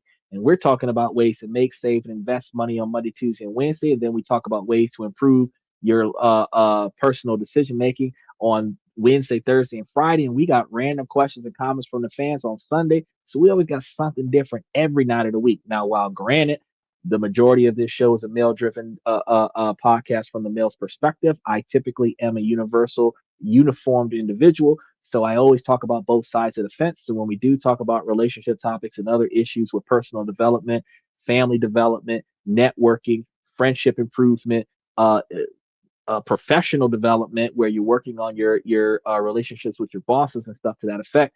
Um, we come from both sides of the fence, how it affects the women and also how it affects the men, so that we're looking at it from a holistic improvement standpoint. Because once you finish improving yourself from first person accountability and taking responsibility, then you have to hold the people around you accountable for the exact same behaviors, which is why I tell people to stand in their non-negotiable expectations for behavior. In addition to that, while we're talking about politics today, we're talking about from the less poor standpoint, Republican Party, and the more poor standpoint, the Democratic Party. And we just talk about how what benefits which side and when.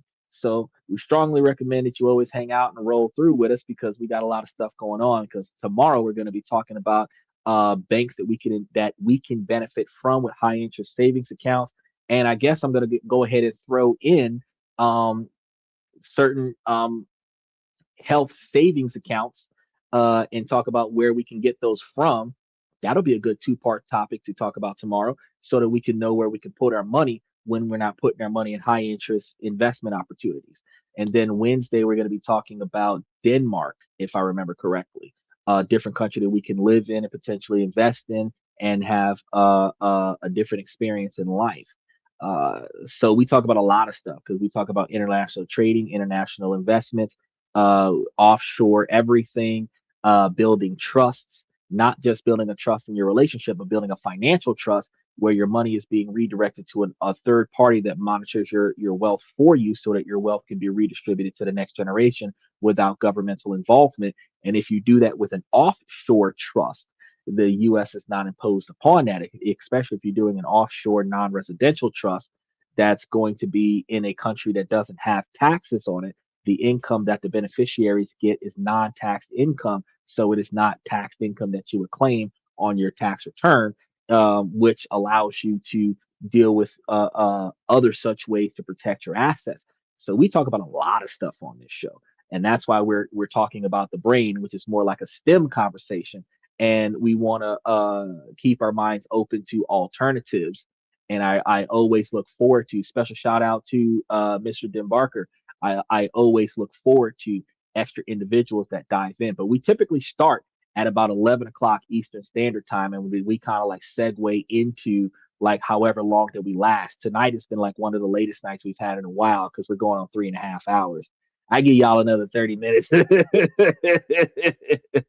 I said 30 to 45 minutes. I give y'all another 30 minutes, 30, 45 minutes. Then we got to wrap this show up because I do got something in a hour and 5 minutes. So I want to make sure that I get y'all get y'all the complete story because I still got to finish talking about how healthcare is going to be impacted by the upcoming midterm elections. But I want to get through. Hello, Cardi. You are definitely late. Let me get back to Dylan's finalization of his thought. It's good to see you again. I really appreciate you diving in tonight. What Dylan was saying is this must be the reason that we must be being kept in our infancy as far as our mentality because none of it makes sense. So too many variables, and we are so self-destructive that we still don't understand the brain fully. And I wonder why. Well, one of the things that I've thought about the observations of our brain utilization is that in a dream, dreams can have our subconscious mind decipher the information that we have retained throughout a day. But one of the things I've also understood is that hypothetically there is a theory that um, you're actually not going to sleep. You're actually just what do they call that? Shifting dimensions and like so your dream is not your dream. It's just an alternate reality. So you're living a different life when you're asleep kind of scenario. That's a theory. That's like quantum physics theory kind of stuff though. Because you also have like that movie about the pill where when you unlock more than 50% of your brain, you start being able to control more of your environment because we typically only use about 10% of our brain. But we have to remember that there's a lot of our brain power that's strictly related to motor function, and then we have a lot of brain power that is related to memory recall, and then we have short-term memory, and then we have the ability. Yes, Limitless. That was the movie, and then we have the ability to adapt and change. Now we also have a massive quantity of our brain that is not even really RAM. That is just taking in everything that we see, processing it without us even thinking about it, and then it's going to allow us to make decisive decisions. So there's a lot of stuff that we got going on, but just like we're only using 1% of the water around the world as drinkable water, we're only using 10% of our brains. um, we do not focus on trying to expand the brain usage. We distract ourselves from the 10% that we have. Video games, social media, paying attention to celebrities, all up in somebody else's Kool-Aid without knowing the flavor, but we don't pay attention to how we can improve ourselves. So one of the reasons why our brain function is not higher, one of the reasons why our mentality is not higher, one of the reasons why common knowledge is not common anymore is because we have tunnel vision. We don't focus on self improvement. We focus on social belittlement. We focus on tearing people down instead of building ourselves up. So instead of making ourselves better, we make other people around us look worse. When we don't like what someone else says about something, if it hurts our feelings because we directly relate to that as if we did something wrong, instead of us identifying that and improving from it, instead of getting offended, we instead cut that person down, challenge their credibility. And if a man is saying it, we devalue them as men because we don't want them to say stuff that is true that hurts our feelings instead of just behaving better so that your feelings don't get hurt. If you recognize that you suck because you don't apply yourself to be better. If you don't apply yourself to be better, how can you not be caught not being good enough? Like that's really what it is.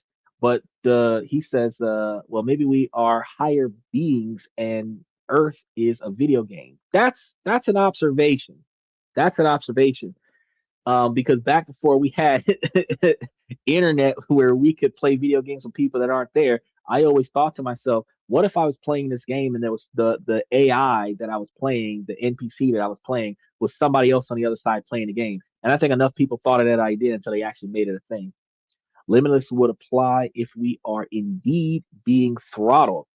But what if we haven't evolved enough yet? Well, we haven't. Even in the movie Limitless, somebody had to take a genetically modified pill, a genetically modifiable pill, in order to enhance their brain enough for them to be able to evolve. So, well, truly, the people that keep us confused are the people that benefit the most from us fighting each other. But outside of a scientific scenario, we can look at that with the government powers. The reason why we have racial divide, and then after racial divide, we have social and economic divide. And then after social and economic divide, we have gender divide. So men do not work with women because women do not work with men. Black people do not work with non-black people, and non-black people do not work with black people. Rich do not work with poor. Poor do not work with rich. The person on the left will try to hold the person down on the right instead of helping the person on the right come up so that the person on the left will come up. Crabs in a bucket scenario. We're so divided. Then it gets even worse in the poor communities because now you're being discriminated by the shade of darkness that you have, and you're discriminated by the shade of poorness that you have. None of you can afford a private school, but because one of you's got free lunch and the other one's got to beat you up and steal your lunch because they can't afford lunch and their mama don't want to give them no lunch, y'all picking on one another because y'all are all poor. The fact is that the divide is so deep. 1% of people are making money, and the rest of us are either fighting over the little bit of resources that's there, or when we're making a bunch of money, we're wasting it. We're the poor people is something funny while we're thinking about this right now. Think about the economic divide with the mentality shift. What multimillionaire have you seen with a foot and a half of cash pressed up against their head as if they were making a phone call with their money? That's poor mentality. Showing off to the world, please rob me before I go back to my house. And shit, you could just follow me back to my house and rob me at the house because I've got this much cash on me with non sequential bills. Rich people try to hide their wealth.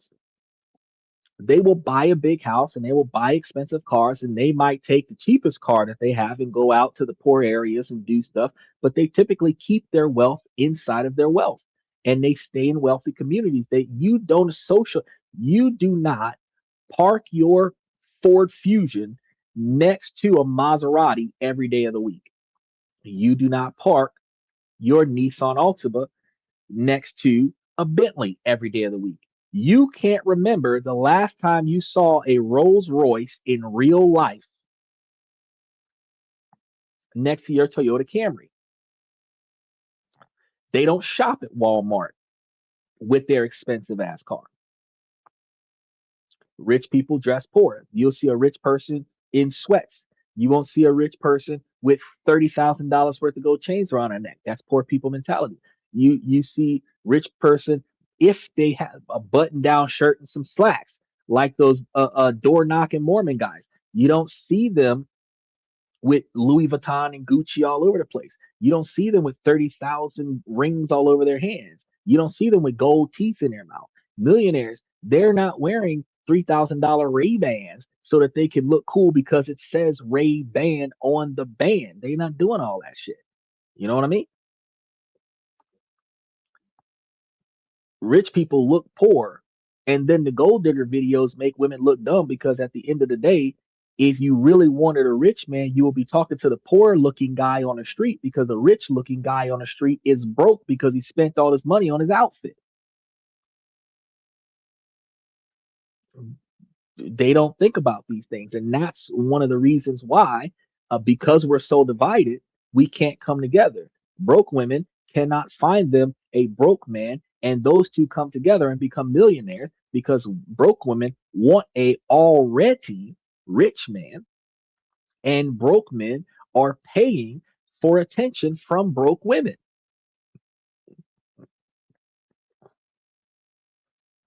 And we still got to circle back to this political discussion. I just wanted to talk to you about how we fight each other in the divide. So honestly, expanding our minds is far more important that going to the moon. So conquering humanity in the way how we are all mutually beneficial to each other's ideas, which actually requires us to spend more time expanding our mindset and learning new things and finding alternative ways instead of wasting our time on doing what the rich people do. He said the earth has plenty of resources, but we are only limited by how much money we have. Uh, Ty Lopez just leased a $100 million house. He said he bought it and someone posted that it was leased and he could tell them the truth. He is the most famous online scam artist that has heard of. But see, okay, so if he's got $100 million house, I see your question here, Cardia. A lot of people ask that, but I don't know if that actually has any relevance to any of my discussion there because the truth is still the truth. But $100 million house has value, but if you do not have $100 million of assets to pay for the $100 million house, because remember, the rich man mentality is that you're supposed to buy something when you have three times or 10 times more than that accessible to you. So, in order to buy $100 million house, you would have to have a $300 million portfolio accessible to you. And if you only had like a $50 million portfolio and you were spending $5 million a year on this house, you would lease that $100 million house instead of buying that $100 million house. And that would actually be more beneficial for you to have that $100 million lifestyle at a $5 million expense. If you're making over 55, $60 million a year, it's worth it. especially if while you're leasing the house, you can utilize the house to make money without actually running a business out of the house. That's a good way to do it. Sounds like he doesn't have $100 million. You're damn right he don't have $100 million, but he's got $100 million house. Those guys that do those gold digger videos don't own those cars. They rent those cars for the time that they're doing that recording, which isn't all day. It might be a couple of hours. They might rent the car out for the day, pick it up that morning, bring it back that afternoon, or rent it out that afternoon after lunch and bring it back tomorrow before lunch. They record a bunch of women that walk past the car. They're going to park the car on a high populated block and they're going to walk up and down the street chasing women to get their attention so that they can find a gold digger, so that they can have video footage, so that they can run the clip. They don't afford the cars that they buy, but they do that in order to clickbait. And the women play right to the tune because they will literally reject the guy, and instead of walking off and minding their business, looking back at the car like damn it's a nice car and keep walking, they literally turn back around and they come back to the car. Some of it's staged, but some of it's not, and it's ridiculous. Now let me get back to Cardi's question. Now, Cardi, no, I am not married. If I was married, my wife probably would have brought me something else to drink or refilled my coffee, where you would have seen arms reaching into the show, giving me everything that I need without me having to ask for it, because I would be the kind of person that would actually have the type of relationship where my partner would build me up because I would build my partner up. But likewise, me not being married is because I have not found the right woman that be worthy of the effort that I put into building up my life. Because if I was the kind of person that was like a lot of these guys out here that got a woman yelling, fussing, and cussing at him, devaluing him, and then taking all of his money, I would be in a relationship where I would not be happy. While I would be in a relationship, while I could be married, I would be married and unhappy. And I have decided that I don't want to be married and unhappy, and I don't want to be dating and unhappy. I would prefer to be in a marriage, in a relationship where I would be happy. And through all of the extensive research, I have found multiple different ways where people can find the right person. Because before I started this podcast 3 years ago, I was making bad decisions like every other man, where we were chasing the wrong thing. Once I learned the right thing to look for, then I started changing my observations, changing my expectations, changing my behavior patterns, and then changing where I look for what I'm trying to find. And that is when I started recognizing that I can find quality over quantity if I pay attention to what the quality looks like and where the quality is located at, so that I can go and get quality. And if I have to qualify for that quality, then I will have to put in extra effort to qualify for that quality. And then that quality has to qualify for me. So changing the dynamic made everything a lot different for me. So, but it doesn't change the fact that I don't talk about personal feelings, and I don't talk about uh, non-backed facts. Information that I provide onto the show, we can actually, if I haven't already gotten the statistics and presented it on the show at least once in the last 15 months, I would have gotten the information and put it on the show immediately after I've said it to prove to you exactly what I'm saying. But everything that I said today, I have covered over 13 different shows over the past 6 months. So statistically, instead of women going after a man because of his character and his decision making skills, where she can trust his judgment, she typically is bribed by his ability to spend a bunch of money on a fancy dinner for the first date, fancy dinner second, third, fourth date, couple of nights of sleeping together, and then after that they end up in a relationship, and now he's paying for her upkeep. They end up moving in together, and now he's paying for the household because he's the man. She's paying for herself. She might buy him a couple of gifts here and there, but neither one of them are investing in their future. They stay broke. Then she wants to get married. They've been dating for a long period of time. She wants to get married. So now he has to propose. He's got to get an expensive ring because that's what she wants. That's not what she necessarily deserves. Then he has to pay for the wedding because in modern day America, dad's not paying for the wedding from the man's side of the family, and dad's not paying for the wedding from the woman's side of the family. So the husband's paying for the wedding. And that means that the husband now has to go through this bridezilla scenario where he is maxing out all of his savings to give his fiance the wedding of her dreams. And then 3 days later, they're fucking broke. They just came back off of honeymoon. They got all of these bills going on. And now they're fighting over money for the rest of their marriage. This is what we do. Now, men are from the perspective of men are not getting women with good decision making skills that will support their man with financial growth. They're getting women that are willing to put out. And the men are spending all of their money so that they can get a woman that's willing to put out. They lock themselves into a relationship with a woman that's willing to put out. When the woman stops being put out because she's not satisfied with his behavior, he's not satisfied with the fact that he's not getting none. But she did not get what she wanted because she accepted the money he was spending, and he did not get what he needed because he was accepting the sex. If we're going into it with the wrong mentality, we're not going to get the right results.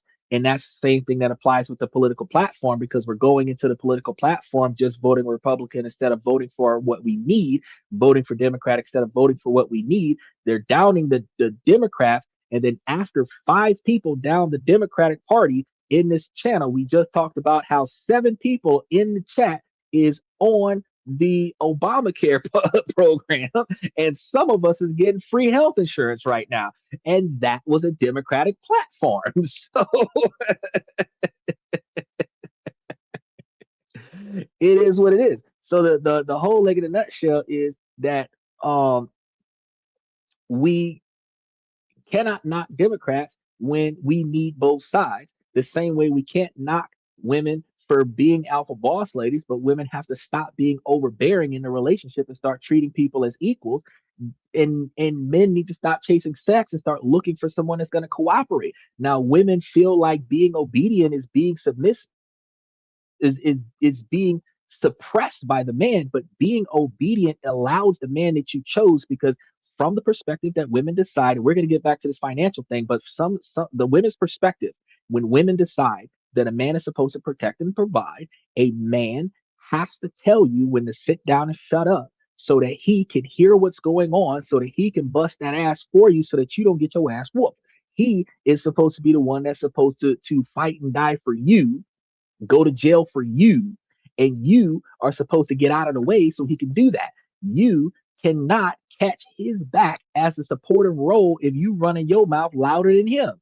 If you are quiet, you can hear disaster before it comes, and then you can warn him. So when you speak, he will listen, because you are now telling him that this is a setup because you heard it. But if you're talking, you're not listening. And if you're not listening, you're not helping. And if you're not helping, he's doing it by himself. And no man should have to fight his queen in order to run his castle when his castle is overrun by society.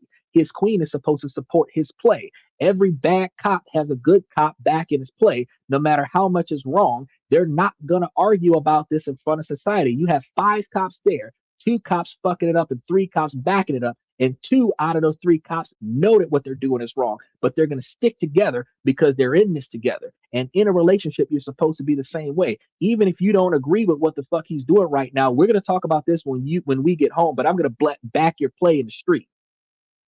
I don't agree with what's happening right now, but I'm going to back your play in the street.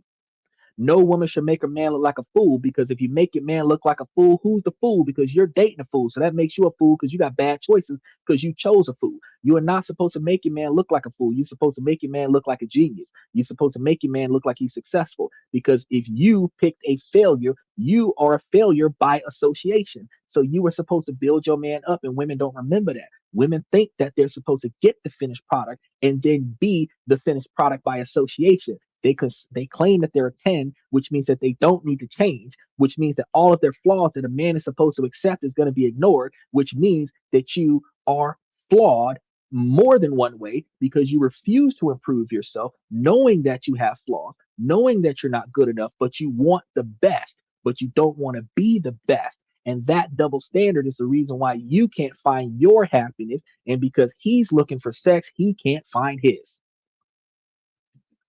Now, that's some deep shit right there. You're not gonna get that on Fresh and Fit. Dylan says she's hiding in the bottom of the screen. We just can't see what's going on. No, we can hear what she's going on. I'm gonna have her comment up there in just a minute. She said, "Yep, I'm also single because of a lot of the things you're saying. I prefer my own company." I got my own company. Actually, I got more than one of them. Actually, I got two of them, and one of them is actually branched out from Nevada, and we're expanding it next door. So we have one company in three states in the United States, and the other company is in Florida, and we're actually going to be expanding those into the Philippines. We're going to be stretching across Asia because we realize that we can take real estate to Japan and actually own the property in Japan, but we would have to get a 100-year lease in the Philippines or get a Philippine native to be a 60% owner of our foreign domestic company in the Philippines. But the special economic zones for the at risk families or low income family real estate development, because there's a shortage of housing all over the world, we would make a whole bunch of money because we would be targeting a market of people that everybody skip over. The people that make enough money, but they got bad credit, they got a little bit of debt. They're the high risk tenant, the one that's got a recent eviction or a couple of felonies on their plate. Those guys in the middle, the people who live in the hotel and pay the hotel fee and they live in a hotel year round, those people can afford to pay rent. But those people can't pay rent because they don't have a good rental history. They don't have a good criminal history. If you build a real estate investment business around rental properties for high risk tenants, you will be fucking rich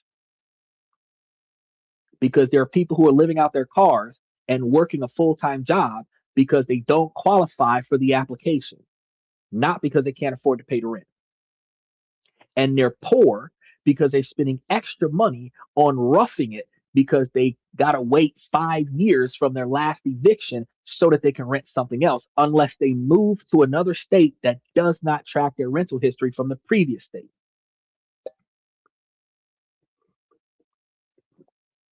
I don't know what business you want to go into, Kari. Actually, shit, I got 30 minutes. I'm gonna have to check. I gotta finish this and start the show tomorrow and find out what business you can. You tell me tomorrow what business that you.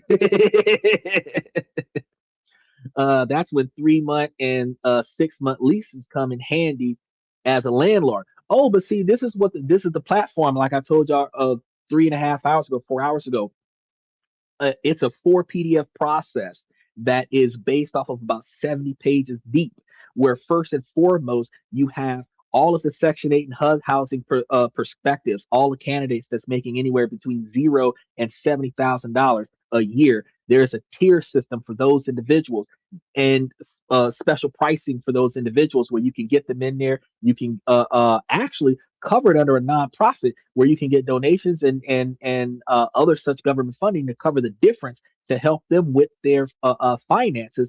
Joint venture with a for profit makes bank off of that shit, covers the taxes and the property thing. And instead of doing just 3 and 6 month leases, you can do 2 months down up front to go towards the rent for high risk tenants, and then set them up with a 5 year lease to buy contract on the property that they're living in, where you're like condos. How a condo is an apartment with a deed to it.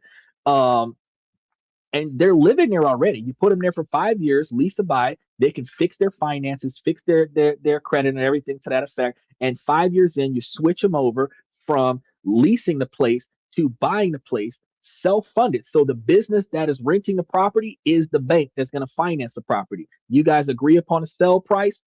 You're going to put your 10% interest on there, which is 3 points above the market average. And now you're going to get 100% of the interest rates off of what they would have mortgaged from the bank. You're going to get it from you because they can't get it from the bank because they got bad credit. They're going to get it from you. And now they can live there with a 30-year contract that the first 5 years they already paid, and now they're going to pay for their own home. If they find you and they move in, they're going to end up living there for the rest of their life because your job is to intricate them from not having a house to never having to go anywhere else, and that's going to give you a guaranteed standard of living. Instead of saying, "Oh, if you don't fix your money and you don't pay me back and this, that, and the third, I'm going to kick you out." Look at what happened with the people that got furloughed for 2 months. Their money was fucked up for 2 months. A lot of banks was foreclosing on folks. But if you say, hey, nah, fuck that, I'm gonna charge you interest on your late fee, and then I'm gonna charge you interest on your late fee for X number of months, and then after that, we're gonna renegotiate your contract and then extra rates. But you're gonna still pay me all of the money you owe me and some, And by the time you get ready to kick over, you can will this contract to your kids and they can stay here. And I got guaranteed tenants. And the platform is sound. And when they finish paying off the property, the deed goes over to them because you keep the deed just like the bank keeps the deed until they pay off the property. But you've got all of these extra assets. $150,000 property that could generate a decent quantity of money or rent every, probably $18,000 worth of rent every year, is not nearly as much as that same $150,000 property going into a lease to buy contract where they're ultimately paying you $450,000 over the course of 30 years, which you're not going to get off of that $18,000. You're making so much more money by leasing it to them in the beginning and then selling it to them halfway through. And in the meantime, because you're getting a surplus of money, you can transition over, start buying more property that you're going to lease out to more people. You're going to build a reputation where your company creates homes. That particular type of business model, people will be looking to rent from you. They will pay that $75 application fee because they know that if they get that apartment, they're going to buy the deed to that apartment by the time it's over. That their grandbabies is going to be living in that address by the time it's over. And when you have that type of model where when you have that Waffle House reputation, not the one where they street fighting, but the food is good and it's word association where everybody tell everybody about it instead of having to see commercials about the shit all the time. You see millions of McDonald's commercials, but you don't see Waffle House commercials all the time. But everybody know about a motherfucking Waffle House. More people know about how good Waffle House is than people know about how bad McDonald's is. But you don't see Waffle House commercials because of their reputation. If you have the type of business that's reputation is built on word of mouth, I found this landlord and they sold me a house with my bad credit. I found this landlord and they rented me an apartment with my felonies. I found this landlord and they rented me an apartment with my child's felonies because he didn't know what he was doing was wrong. That is going to be the type of person where they're going to be looking for your company. So now you got a waiting list like Section 8 where people want your service because they're guaranteed to come up because they got with you. That type of reputation is going to be harder to beat. Yeah, with 385,000 Americans, I don't have to corner the whole market. I just have to corner a niche market of forgotten individuals and make my millions off of that. The $2 million operation out of a 300 or $400 billion operation is less than 1% of the market, but it is a portion of the market that has over 300,000 Americans homeless. And if I can change that dynamic, it's the type of business model that can be backed by government funds. Well, let me go ahead and wrap this up. I want to talk about not like wrap up the show, but I do want to wrap up the main topic because I did want to give you guys some information about the rest of the healthcare thing, and then we're going to pick this conversation up on the next show because we're at like page 55 or 69. So I got a lot of stuff I want to cover in the next 20 minutes.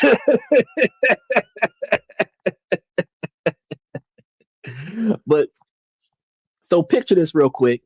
If Democrats are going to win the major election in the midterm, the first move would be to make the enhanced um, Obamacare Act tax credit permanent. That way, we continue to get free health care from that marketplace scenario. But they probably wouldn't stop there because we would see a renewed debate over our public opinion or the public option for a government run insurance plan to compete with private ones, which is what we were talking about when Hillary Clinton was running, which was a free healthcare system, or even enforce a the efforts to lower the Medicare eligibility to age 60 because it's higher than a bitch right now.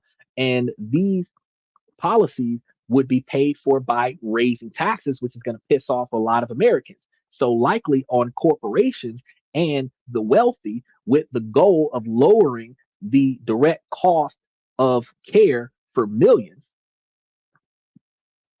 this is gonna cause a lot of friction. Now, the second major battleground is going to be the prescription drug pricing because everyone's angry about drug pricing continuously going up, but the two parties are worlds apart on how to fix it because a Democratic-led Congress would almost certainly try to expand the government's power to negotiate drug pricing for Medicare and apply those prices to the private market, squeezing pharmaceutical companies' profits, which is going to piss off the rich. A Republican led Congress would favor solutions aimed at increasing competition, like speeding up the approval of generic drugs. And then they would argue that the government price setting stifles the innovation that we need for new life savings medication. So the Democrats would have forcibly made medication cheaper so that people who don't have enough money living from paycheck to paycheck can afford to pay for their medical needs. And then the rich are going to say, no, let's just make more pharmaceutical people compete with one another. And then you just buy the cheapest one out there, which will force them to lower their prices, right? Now, the impact of these decisions is profound. So, for a senior on a fixed income, drug price negotiations could save them thousands of dollars a year. For a family buying insurance on the Obamacare Marketplace Center, extending subsidies might be the only thing that keeps their coverage affordable. Healthcare is the ultimate kitchen table issue, and the 2026 midterm will set the table for the next decade. So, it's a direct clash between two different ideologies. One believes the free market is the best way to deliver healthcare, and the other believes that healthcare is a right the government has the responsibility to provide. Now, the choice between the two paths is what's truly at stake. So, trying to navigate all of this in the market, the economy, and your own life can feel completely overwhelming. The political noise is designed to confuse you, but having a clear data driven plan is the best antidote. So, to help with that, I'm going to be giving you guys a lot more information related to resilient financial planning. We're going to be throwing that into the membership that will be able to give you guys some walkthrough portfolios and financial strategies that can withstand any political storm. So you can go into the membership once I start throwing those up there this week, and you would be able to um, grab a lot of that information and do a lot of research so that you can go ahead and prepare yourselves for the upcoming um, the upcoming elections. He said, "Free who? I'm not freeing nobody. That motherfucker stay locked up because his ass ain't do what he was supposed to do." So, what does all of this mean? It means that the 2026 midterm elections really will secretly change your life, not just in the ways the screaming headlines want you to think. So the real impact isn't political drama or which party gets to claim the victory. For your wallet, the election isn't about red versus blue. It's about certainty versus uncertainty, regulations versus deregulation, government spending versus fiscal restraint. So we've seen how much the market hates the levels of uncertainty that is created when a predictable pattern of volatility occurs before an election and a relief rally after the election is over. And we've seen how the fight over government spending translates directly into your mortgage rates. We've also seen how two different energies of philosophies will set up the prices that you pay to power your life. And we've gone over how business confidence built on political stability is the key ingredient for job security. And we've also seen how deep the ideology of battle over healthcare will show up in your insurance premiums for years to come. So the purpose of tonight's show wasn't to scare you guys at all. It was to arm you guys with the knowledge, to arm you with the information that you needed to see past all of that noise so that you could understand the real forces at play and what you're supposed to be focusing on. Because the most important lesson from all of this is simple: do not make financial decisions based on short term political events. Do not sell all your stocks because you're afraid of who might win. Do not derail your long term financial plans, your 20-year plan towards early retirement because of a specific election position.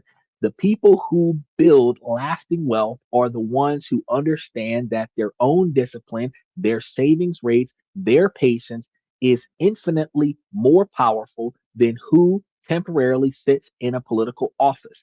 The best strategy is to have a resilient financial plan that's built for all seasons. By understanding the hidden ways the midterms will affect your life. You're no longer a passive observer. You are an informed participant, and you're going to be equipped to stay calm. You're going to stay rational and keep building your future, no matter which way the political winds blow. So, if you guys found tonight's show beneficial to you, valuable, based on its thorough and in-depth breakdowns, make sure that you guys hit that like and subscribe button if you haven't done so already, and then run through and utilize those notification buttons for all of the episodes that we have already pre-posted for you throughout the rest of the week. We're going to be getting tomorrow up there later tonight, early tomorrow, so that you'll be able to see tomorrow night's show when we're going to be talking about the interest rates from the banks, and then the high interest savings accounts, and where we can go to get those interest rates in those bank accounts, so that Stephen can go ahead and look at that and potentially improve his portfolio as well. Now, with that being said, because I do got stuff I got to stick my toes into over the next 20 minutes, I want to say, ladies, as long as the situation doesn't make sense, I'm going to keep asking you, ladies, to make it make sense. So, ladies, please make it make sense. Special shout out to Joey Sanchez, Cardia, Cardinal Rules, Dylan, Michael, Mr. Dimbarka. I really appreciate you guys for coming to the show. Jolin,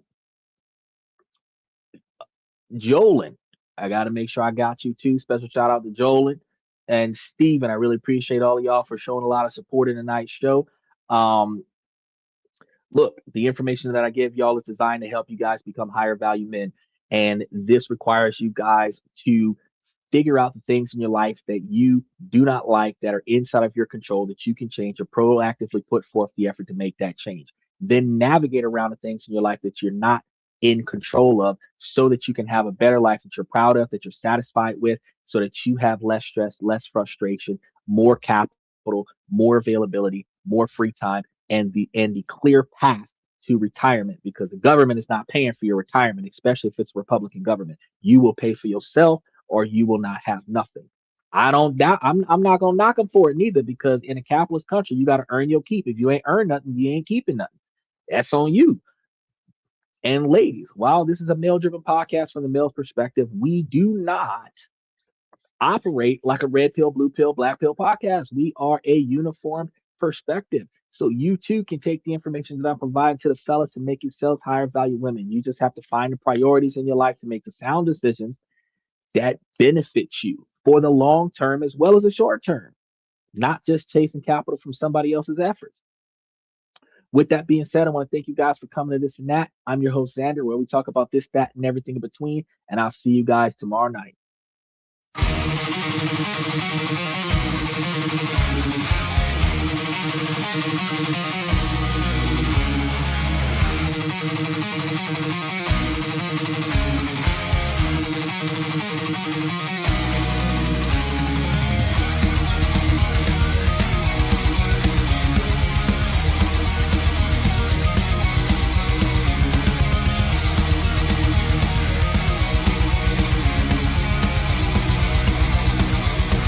Higher ground!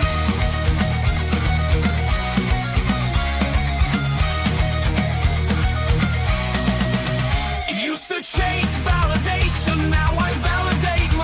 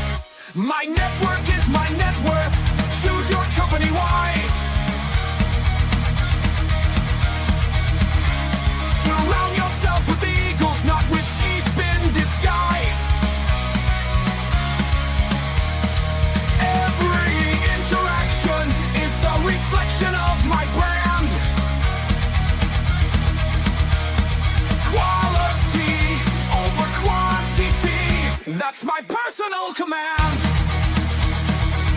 I'm not mounted on higher ground where excellence is found. My potential knows no bounds, raising the bar, breaking ground.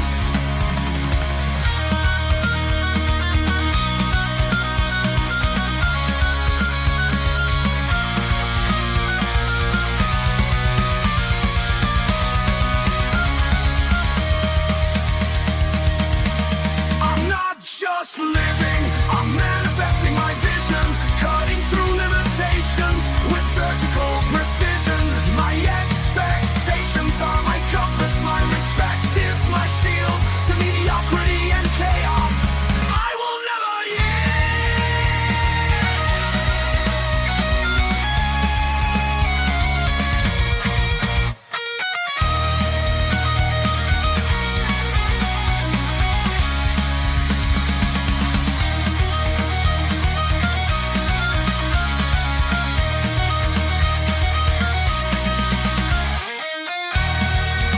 I'm not just living, I'm manifesting my vision, cutting through limitations with surgical precision. My expectations are my compass, my respect is my shield to mediocrity and chaos. I will never yield.